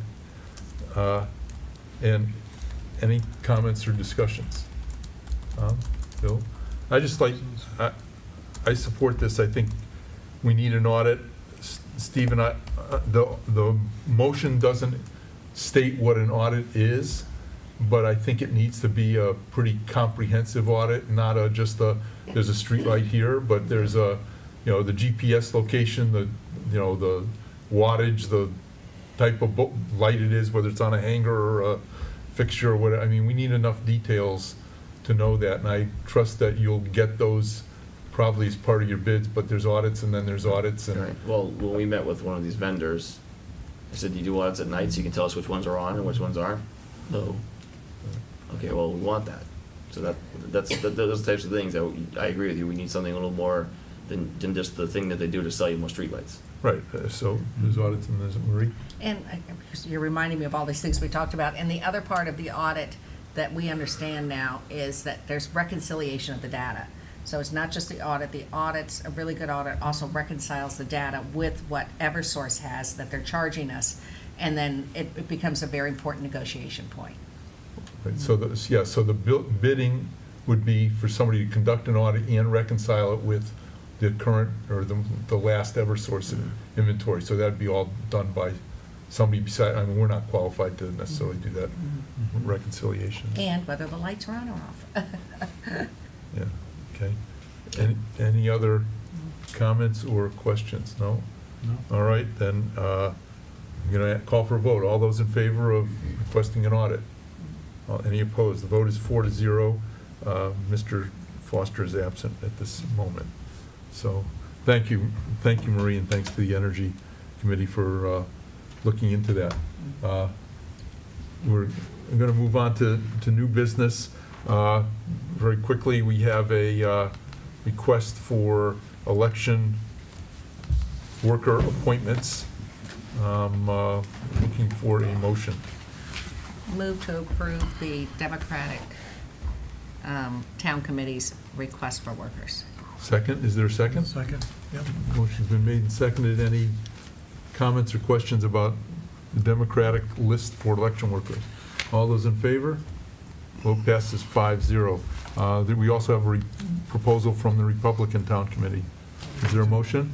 I look forward to a motion for the Republican Committee members to be hired as election workers. Second. Second. Did you roll No, it's reverse? bipartisan, we're working together. Okay. Any comments or questions? No?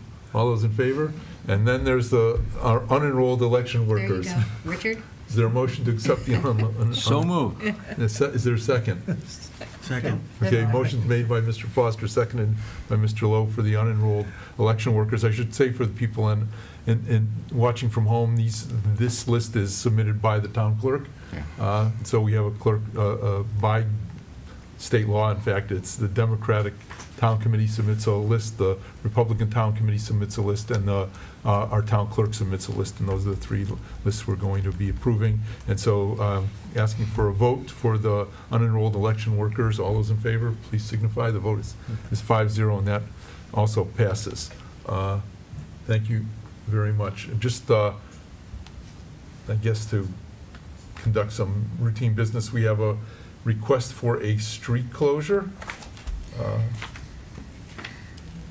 Marie, is I it for move- Center School Carnival? Marie? Yeah, I move to allow the street closure for Center School for Thursday, September 20th, with a rain date for September No, no. 21st. Friday, September, not February. Friday, September 21st. Thanks. Second. Motion's made and seconded for street closure for Center School's Carnival. All in favor?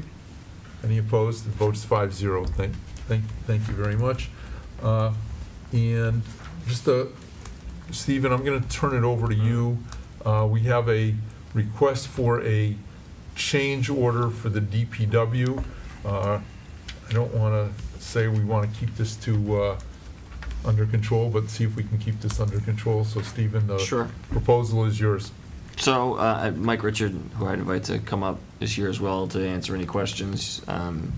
Our owner's project manager is not available tonight, but we've been working, Weston Sampson, where Mike Richard is from, Collier's, our OPM, and others have been working closely together. Mary Beth Bergeron, who's the chair of the Permanent Building Committee, is also here. Mary Beth, you want to come forward too?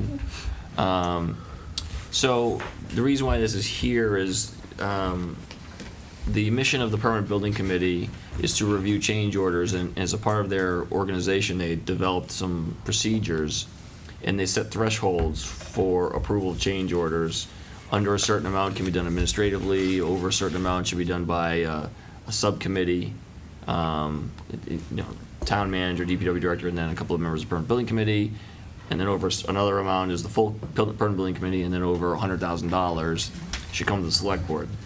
The change order, I had submitted a report to the Select Board on this, I think, for the July 2nd meeting, once we discovered that there was additional asbestos-containing material outside, well, in part inside the building where there was really a dirt floor where what we thought was all the material had been removed, and then some of it ended up being kind of placed outside the building in various locations.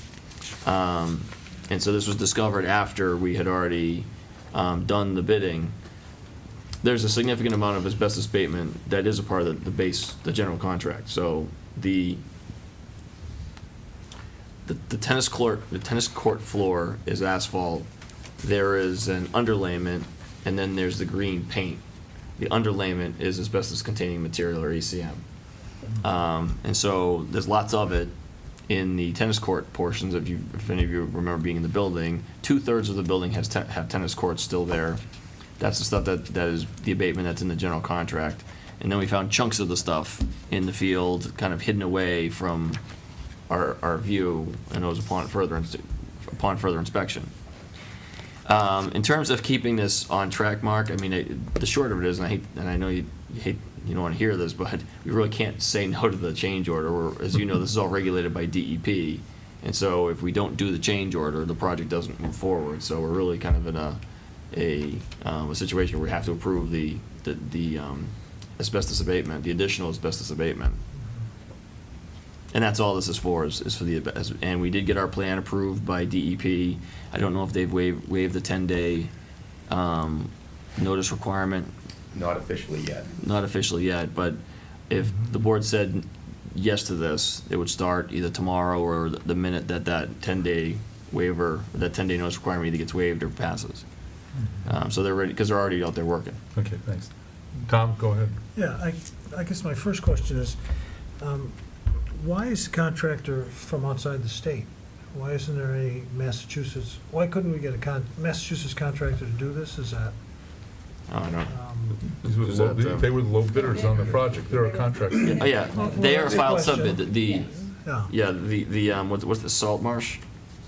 Is that the, Montford? yeah, for Montford sub. Okay. Yeah, so Montford, Compass Restoration Services. Montford's from out of state too, and they are qualified. There's the qualification process within the state, so they are qualified to do the work under Massachusetts procurement laws. And so there was, how many people bid for this? Is there any? Well, 5 general contractors bid for the project. You're talking about the bids for the asbestos abatement? Asbestos abatement, yeah.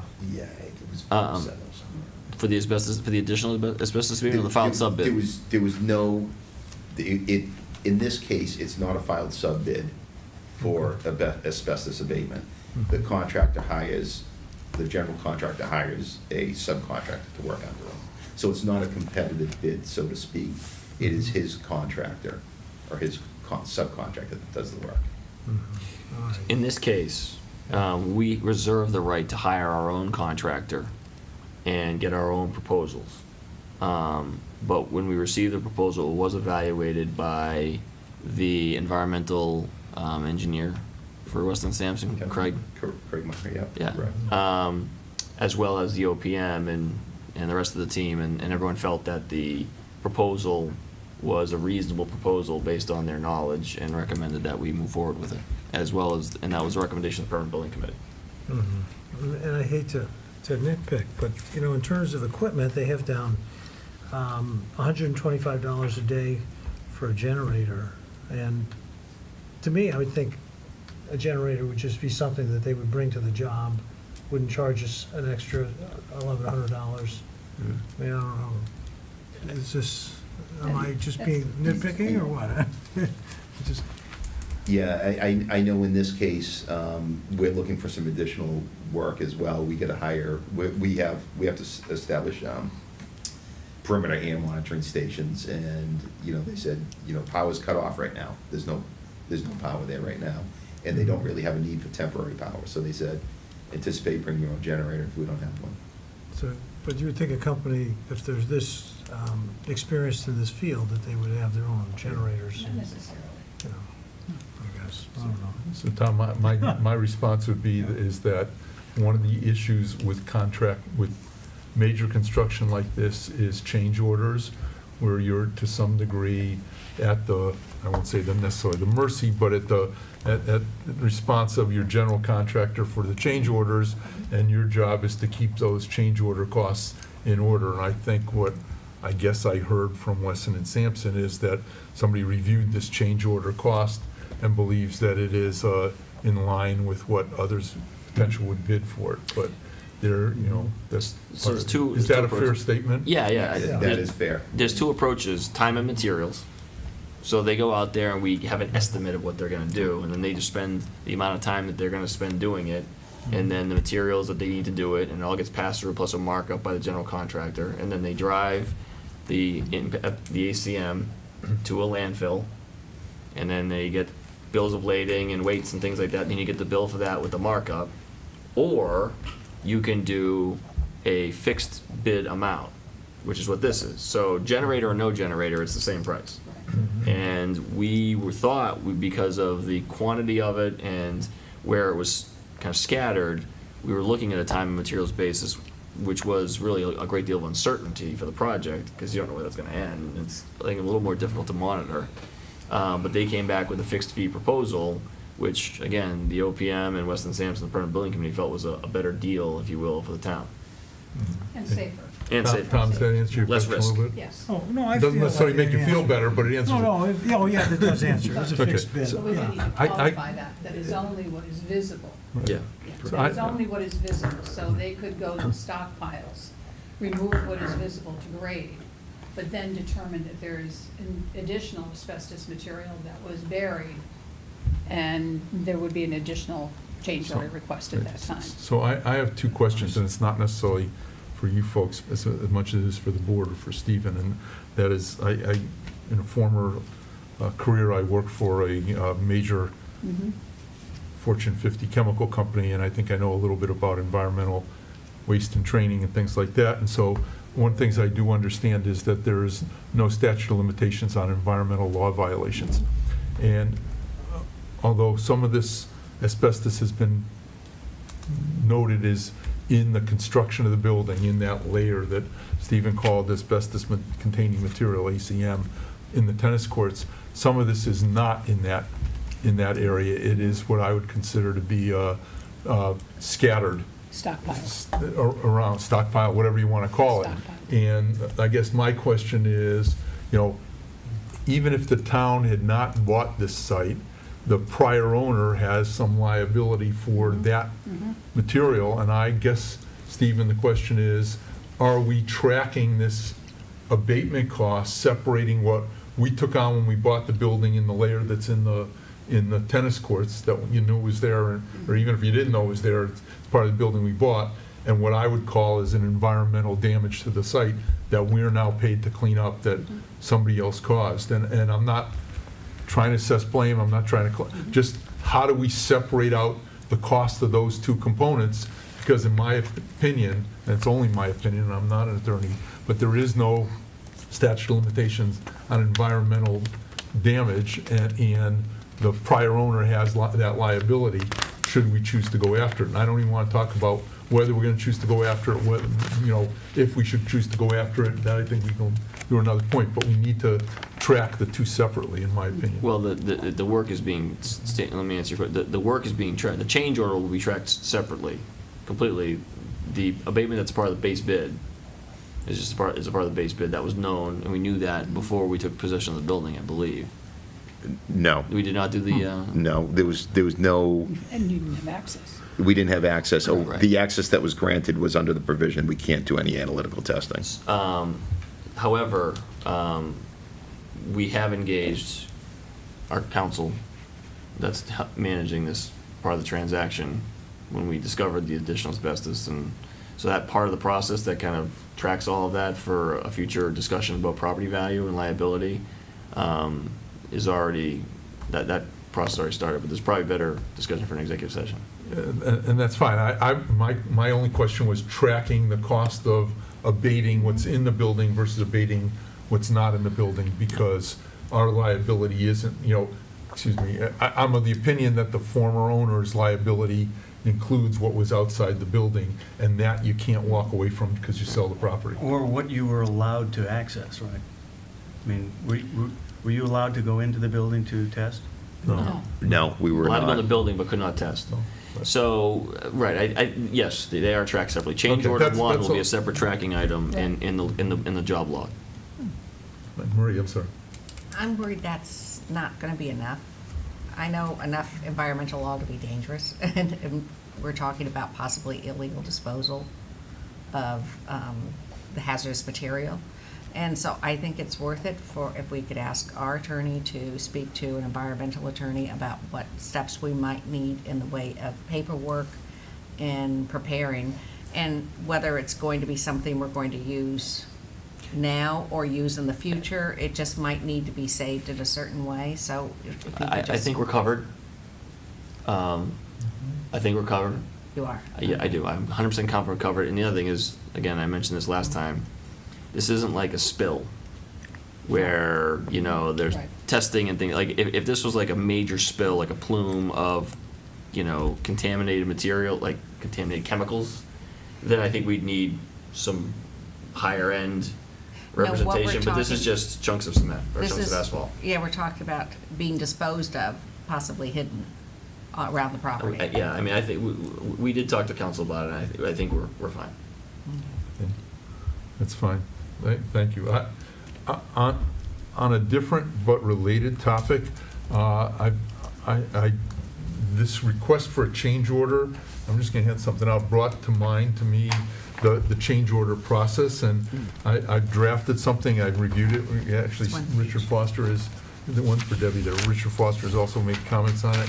I would like to ask that the select board take up and look at the change order proposal that the Permanent Building Committee developed. The Permanent Building Committee does work at the bequest of the select board, and I think having the Permanent Building Committee determine what their authority is really having them in charge of the rules. We ought to be determining what the authority is on change orders, and so this is just not for discussion tonight, not for anything, but other than that, I think the issue for this, and no matter how you look at it, this is a substantial amount of money. I think we haven't said anything, the people at home ought to hear that what the amount of money was. It's $209,000, I think, something like that. 280. $280,000, I'm sorry, thank you. It's $280,000 to conduct this asbestos abatement. That is going to be covered within the current contingency. It takes a good chunk of the current contingency, but it is going to be covered, so that it's not like we're going to go out and ask the town to approve more funding. But I think people need to hear that, and at some point, I think the select board ought to have a review of, how we delegate change order authority to however we choose to delegate it. Mary Beth? Yeah, I just wanted to comment, Mark, that the committee used it as a policy and established, and it is documented in our minutes, pretty much the same change order limitations that were established for the high school when it was built, 0 to 15, town manager blatant approval, 15 to 50, with the, subcommittee being involved in anything over 50,000 to be coming to you at the select Right. board. That being said, if there's perhaps what I should do is send you the minutes of each of the meetings as they occur, perhaps in draft form. And that's one of the things in might here is be- that change Yeah, that orders might be get helpful notified. to you in Right. terms of, having more up-to-date information as to what's going on at the building committee, particularly given, not only the DPW project, but also the adult center project that is quickly rising. Thanks, I appreciate that, Mary Beth. One of I'll the send it differences directly. is that clearly that the high school's building committee is a statutory building committee given its authority by state law. Right. Whereas you're being given authority by the select board, and so, but one of the things this may say, depending on what, but the proposal is that, and change orders would be reported back to the select board, those that are submitted and approved by the building committee or by the town manager or by whoever gets This to is the approve first it. select board, this is the first change order. Correct. There This has is- not been any other, just to Right. clarify that, there has been no other change. Right, and hopefully there won't be others, but we Right. know that that's not going to That's happen. not gonna happen. So anyway, it's something that, Debbie, if we can, on the next agenda, we'll put in a proposal to review this. I would ask anybody who, because, and the reason I handed it out, to look through it in the next few days or next week. Let me know of any comments you have, and I'll make those modifications, and I'll send it to you. Can we get a copy of Sure. that, so that Yeah. we're meeting, the building committee is meeting the next time, I believe it's the 24th of the month, and we can review it at that time, Yeah, and make any other suggestions by other committee members to you, Mark. okay. Do you need a motion to approve this change order? We certainly do. So moved. There's a motion made, is there a second? Second. Motion's made and seconded to approve the change order for the asbestos abatement at the site of the new DPW. Any other comments? Well, I guess the only discussion I mentioned earlier, I think it's always a good policy to try to get people who live in the state of Massachusetts to, we're talking about money that is taxpayers' money, and I think it should be spent on vendors from Massachusetts. Maybe I'm a little biased, but It's really not how it works. it's not how it works. That's not how it works. No. I hear you. It's not Yeah. how it works. That's not how the procurement laws work. Yeah. We've got to go to the lowest bidder, Lowest qualified bidder. lowest qualified Right. bidder. Yeah, it's- So run for governor and change it, Tom. Yeah, I guess that's it. All right. Any other comments? Thank you, Tom, for your comments, though. Any other comments? Okay, all those in favor of the motion? Motion passes 5-0. Thanks so much, Mary Beth. Thank you. Thanks a whole lot, Mike. Appreciate it. Thank you. Next item is proposed bylaw revisions, and that was distributed in our packet. I just wanted to give a review of that, if you will, that, and I think it's self-explanatory. One of the concerns I've had is that our bylaws proposals at town meeting have been met with some acceptances, but some not acceptances, and thought that what we really would need would be to have active participants or active supporters or lead people supporting bylaws as they came to the, as a bylaw proposal came to the select board and then came up to the town meeting, and having that would allow us to have, if you will, a champion of those bylaws, hopefully from a standing committee of the town. We've gone through a series of bylaws, we have more bylaws to go through, and we're considering this proposal that we sent out in front of you to talk about the bylaw proposal. And I guess just as I did on the one that just went out, the intent is to discuss this. We send it out for discussion, not for a vote tonight, but I want to know if anybody else had any thoughts or feelings about that. We can My start only with Bill. question is, that doesn't prevent somebody from doing a citizen petition, right? Citizen petitions or citizen petitions, that's right. Right, Marie? I think it's a good idea. I think it solves a lot of the problems we've seen rolling up in the past few years. And I especially like the idea of posting it in town hall, because I noticed that East Long Meadow does that, and it gives people a chance to see it's really out there.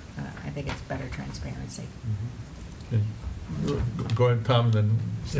Steve. The only thing I thought of is that there might be someone who has a great idea for bylaw that the specific committee, there could be a personality issue, and they might say, there's no way that person is gonna, I'm gonna approve something that they put forward, and although it's a legitimate idea,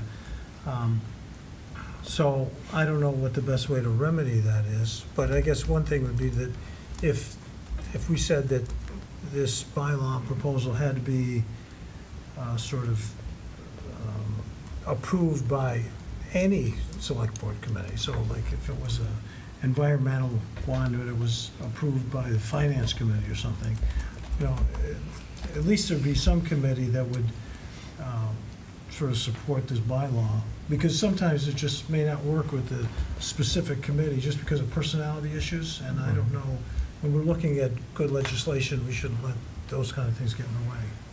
Okay. Reasonable comment. I don't know how to rectify that. I would hope that if it's really a good idea, that wouldn't happen, but I guess. Talking about lot sizes. I'm talking about a small town. Okay. Stephen, you had a comment. So I guess I also think this is a good idea. I will take exception to the justification for it because by my count since 2015, 8 approved, 1 defeated, 1 withdrawn. That doesn't seem to me to scream we have a crisis of failure of bylaws or deficient bylaw generation and approval process. That means we've done pretty well. That said, we have had some issues with, and I don't want to say transparency. Transparency is like the most meaningless word now because people think that if they didn't see it, you weren't being transparent, but they weren't paying attention to begin with. But the bylaw review committee is an ad hoc group. It's the chair of the planning board, chair of the ZBA, and I say chair plus. Usually it's a chair and one other member of each group. It's town council, it's the building commissioner, it's myself, and we go hash these things out, usually at the direction of the board, at the select board. They say, we think there ought to be a bylaw that says this. Yeah. So we take that concept, we hash it out, we scenario build, but there are times where scheduling has been difficult. It is not appointed by the select board, so it's not subject to the open meeting or open records law. Not that we have anything to hide. I mean, a lot of it's done by email, which are all public record. We report on them fully here, minimally, and then at town meeting as well. But it is still kind of an ad hoc process. And I think the only reason we did it that way is because this didn't exist. And I was under pressure from the board to develop bylaws, but there was not really a process in place, so I came up with one that I thought made sense. I think formalizing it and making it, having like a bylaw review committee that comes up with these things, and it should be members of the planning board, members of the ZBA, because those are the people who deal with these things day in and day out. And they should take feedback from the building commissioner, because he's the one that really identifies most of these, because he's the boots on the ground, is a good idea, and then people can come and have their say and you know, get minutes and do all that other stuff. I think that this, had this existed when I arrived, we'd be going through this process. Okay. So with that, I think, Stephen, what I'd like to do is, you know, again, if anybody has any comments or questions, you know, if you feed them through me, I'll get them to Stephen. Otherwise, this is going to show up at our next meeting for a vote for approval, okay? And I'd like to continue to do things that way, give you a chance to look at them, a chance to review them, think about them, you know, speak now or forever hold your peace kind of thing, and then we'll move forward. Thanks very much. And Marie, thank you for your earlier comments on this. So, going to go back to the town manager's report. Stephen, we've skipped that, but we've now got 2 minutes. 2 minutes, all right. I'll be brief. No, that's not true. We got all. Lights go out. No, we got plenty of time. So, a couple of things. The first one was just giving you an update in the town manager, give you a little bit of narrative on the change order that was just approved. Adult Center OPM, we have that out. The qualifications proposals for the owner's project manager for the Adult Center are due back in a few days. We cannot hire the designer until we have the OPM on board, but once the OPM is on board, we will move forward with the second phase of the contract, Catlin Associates. I do want to say on a side note, I did go with some members of the permanent building committee to the Holyoke Senior Center that Catlin and Associates designed, and I mean, I was blown away, and I've never been more excited about this than I am now. Just bear with me. The building functioned great. It really, I mean, the building looked great. It looked like it was functioning great, but the happy vibe was palpable, and I did not expect to find that. People were just so thrilled and proud of their center, and I know that the seniors of Long Meadow will be all that and more with the center that's going to be developed. It really was impressive. So I don't really know much about the list of the gas leaks. I just included it because it was requested. I get to get that from Columbia Gas. And I don't really want to be answering for Columbia Gas, so please don't ask me any questions on it. So there are some contract negotiations that are ongoing. One is the International Association of Firefighters. I'll just say we did have a bargaining session today that I thought was positive and productive. And then Chief Stankwist and Chief Dearborn, when they were hired, they signed a 3-year agreement. Those agreements have expired in June. They automatically renew because I didn't give them notice of non-renewal by a certain date. But they have made proposals for changes to the terms of their contracts. So there'll be a couple of executive sessions in the near future on all of those. Not all together, but all those will be in front of you at some point in time. As you may know, there was a couple of things that happened. The Commonwealth of Massachusetts passed the Pay Equity Act, and then the Supreme Court issued a Janus decision. As a municipal employer, or any employer, but especially as a municipal employer that has collectively bargained employees, these are big deals to us. So I put in the fact sheets, just kind of as an FYI, to let you know that we're spending time and energy on addressing these issues and figuring out the best way forward, but to give you a sense of how, as an employer, these types of issues could affect us. Speaking of planning and zoning, we have a permitting guidebook that is somewhat outdated, and so with our new Conservation Commission / Planning Board recording secretary, as well as our new clerk in the planning office, Sharon Smith, we decided to take a new look at the process document, how we process documents, when things get stamped, when timelines start counting. You have those draft documents. I included lined versions so you can see where things have been evolving. Walter Gunn and Kathy Ingram were also involved in that process, and we think that there'll be kind of neat one-pagers that we can hand to applicants to clarify the process and avoid some inconsistencies and uncertainties on our end. And then, as you know, I'll be taking a little bit of time off, as will Debbie, here at the end of the month. Stephen, could you make a quick comment, Tom, if you, just give me 1 sec, about the school teachers union? Yeah, did I put a paragraph? I thought, was there a paragraph about that? Oh, I did have something in it. Yes. So, the school committee and the Long Meadow Education Association, Unit A, which is the teachers union, reached an agreement, a tentative agreement. I think it's actually since been ratified by the LEA, but the school committee did approve it. And there are a lot of provisions in there. I know that they, I think I put a copy of thought I had a document in here on that, but there is a tentative agreement. But the big thing is the cost of living adjustments are 2%, 1.5%, 1.5%, which sometimes can set a bar for other collective bargaining agreements. And then there was, I think, the elementary school teachers, they not much change for high school level teachers, but elementary school teachers had changes to the work schedule and the number of meetings and things like that. So not, you guys know this, some years contracts are a big deal and there's a lot of stuff that gets hammered out. Some years it just kind of, it's relatively simple and straightforward.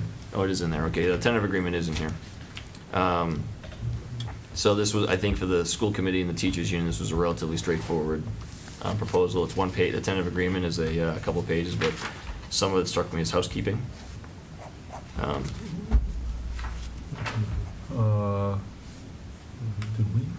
we see that tentative agreement? It was in the packet. Okay, I'll go back and look at it. Stephen, I assume that 2 things. One is that you still get the vote on it? I was not able to attend the meeting when they voted, but I could have. Okay, But that's fine. I was in regular communication Fine, with as long Superintendent as, O'Shea. second thing is, the ratified contracts need to be put in a public space like the library, so if they don't follow up, could you Yep. make sure that we're in compliance with that?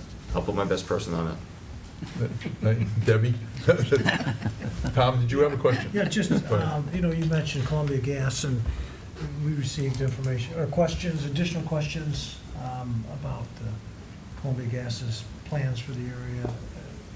Do you get that from Michelle Morantz? I was copied on it. I observed that I received the message, and I did nothing further with it because it went right to Columbia Gas.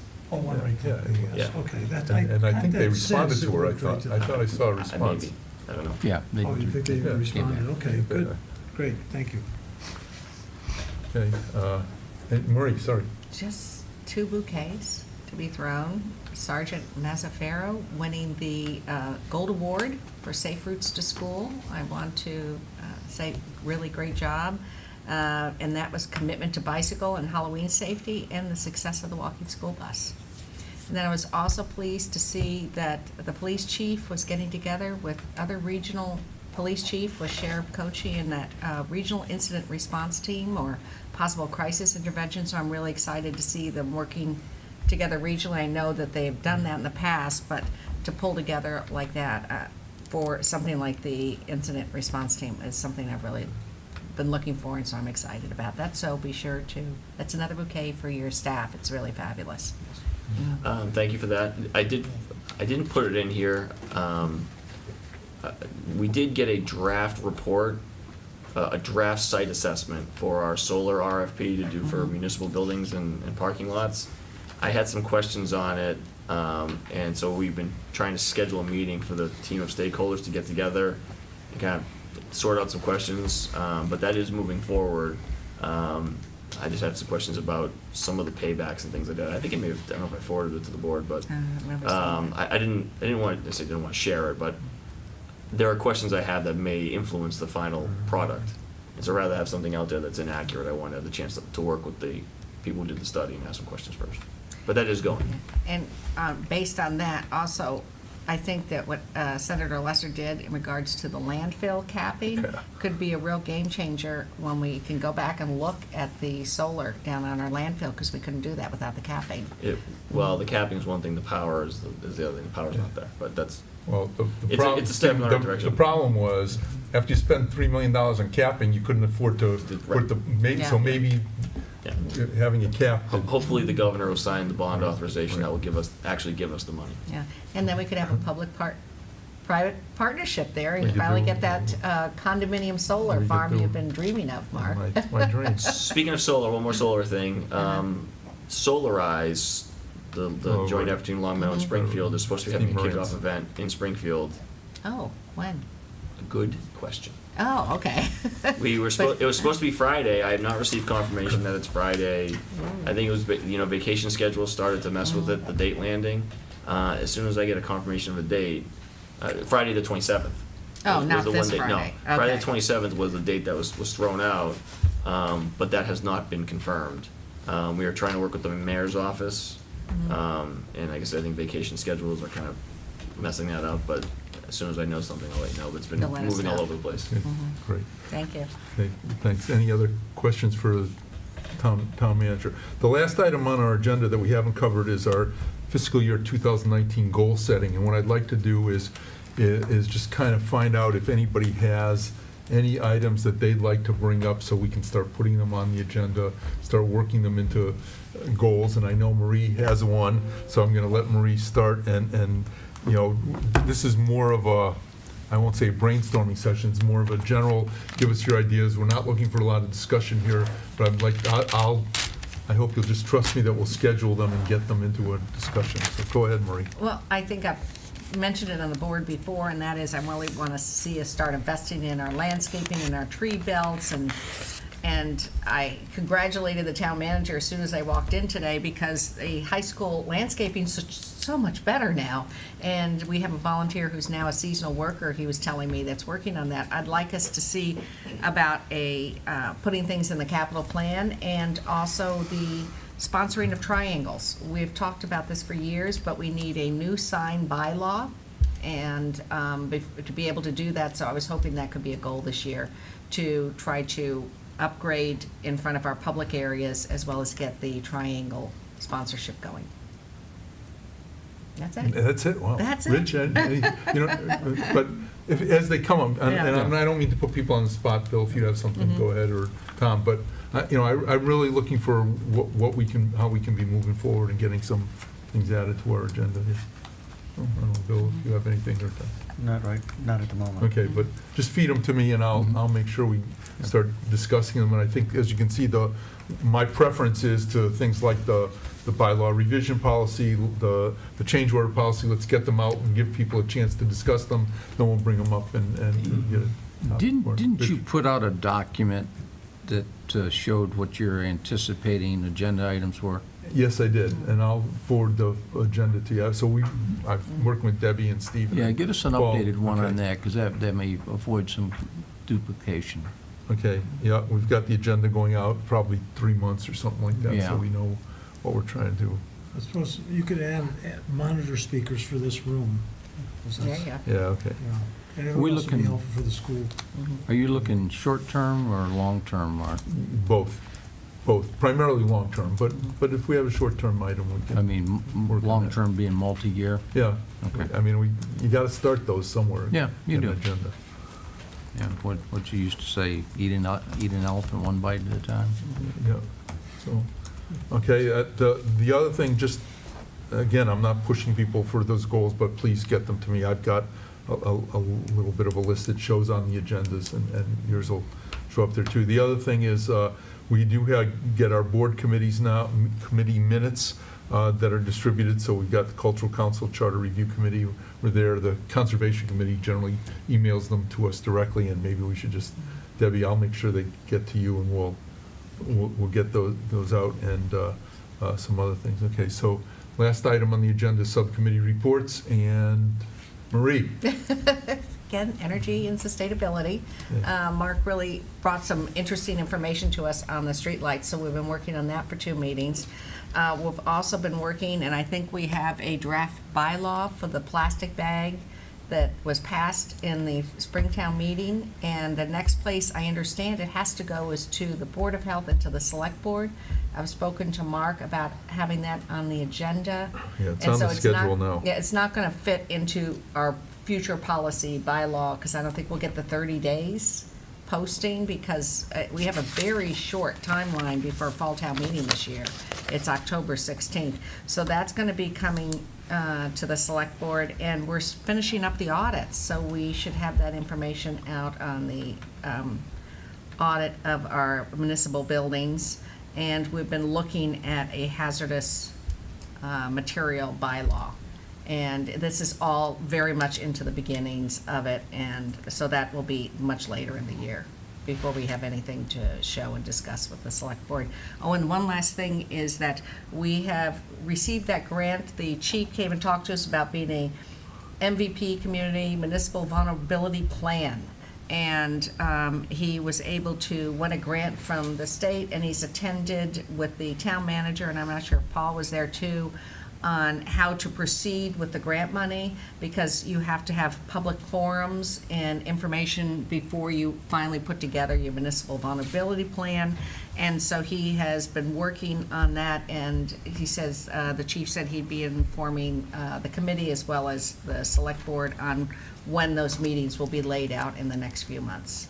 So I'm very pleased the chief's done some phenomenal work getting this whole project up and going. Okay. Are there any other comments before we take a motion to adjourn? Then I'd just like to ask people for some feedback at some point. Maria gave me a little bit on, I think I'm spending a little bit of time trying to make sure we're well prepared for these meetings. So things like our bonding, that doesn't take 2 hours to discuss, but there's a limited number. But I think getting it in a visual perspective for folks so they can pick what they want to is I think the way to do that, and also getting things in advance, so we'll not try to wordsmith documents here, but get them done offline with everybody's input. I do want your input. Please call, write, send letters. People at home, Text. the people at home are already do that, and Marie can text me. But I think that's it. Does anybody else have any other new business that's not on the agenda we may want to discuss, or any other select board comments? We have, The other hearing that you- none? That just say, it's, this is your second meeting? Yeah, Third? second. You're doing a great job. Thank you very much for your Thank hard you. work outside the office. He knows. I know I'm putting a lot of hours into it. Anyway, okay, I'll accept the motion for adjournment. So moved. Second? Second. All in favor? Thank you very much, folks. We'll see you. Our next meeting is in August. I think it's the first Monday in August. Thank you very much. Second? Second. August 2nd. August 2nd. Thank you. Thank you. Am I supposed to get the plastic bag to you on August 2nd?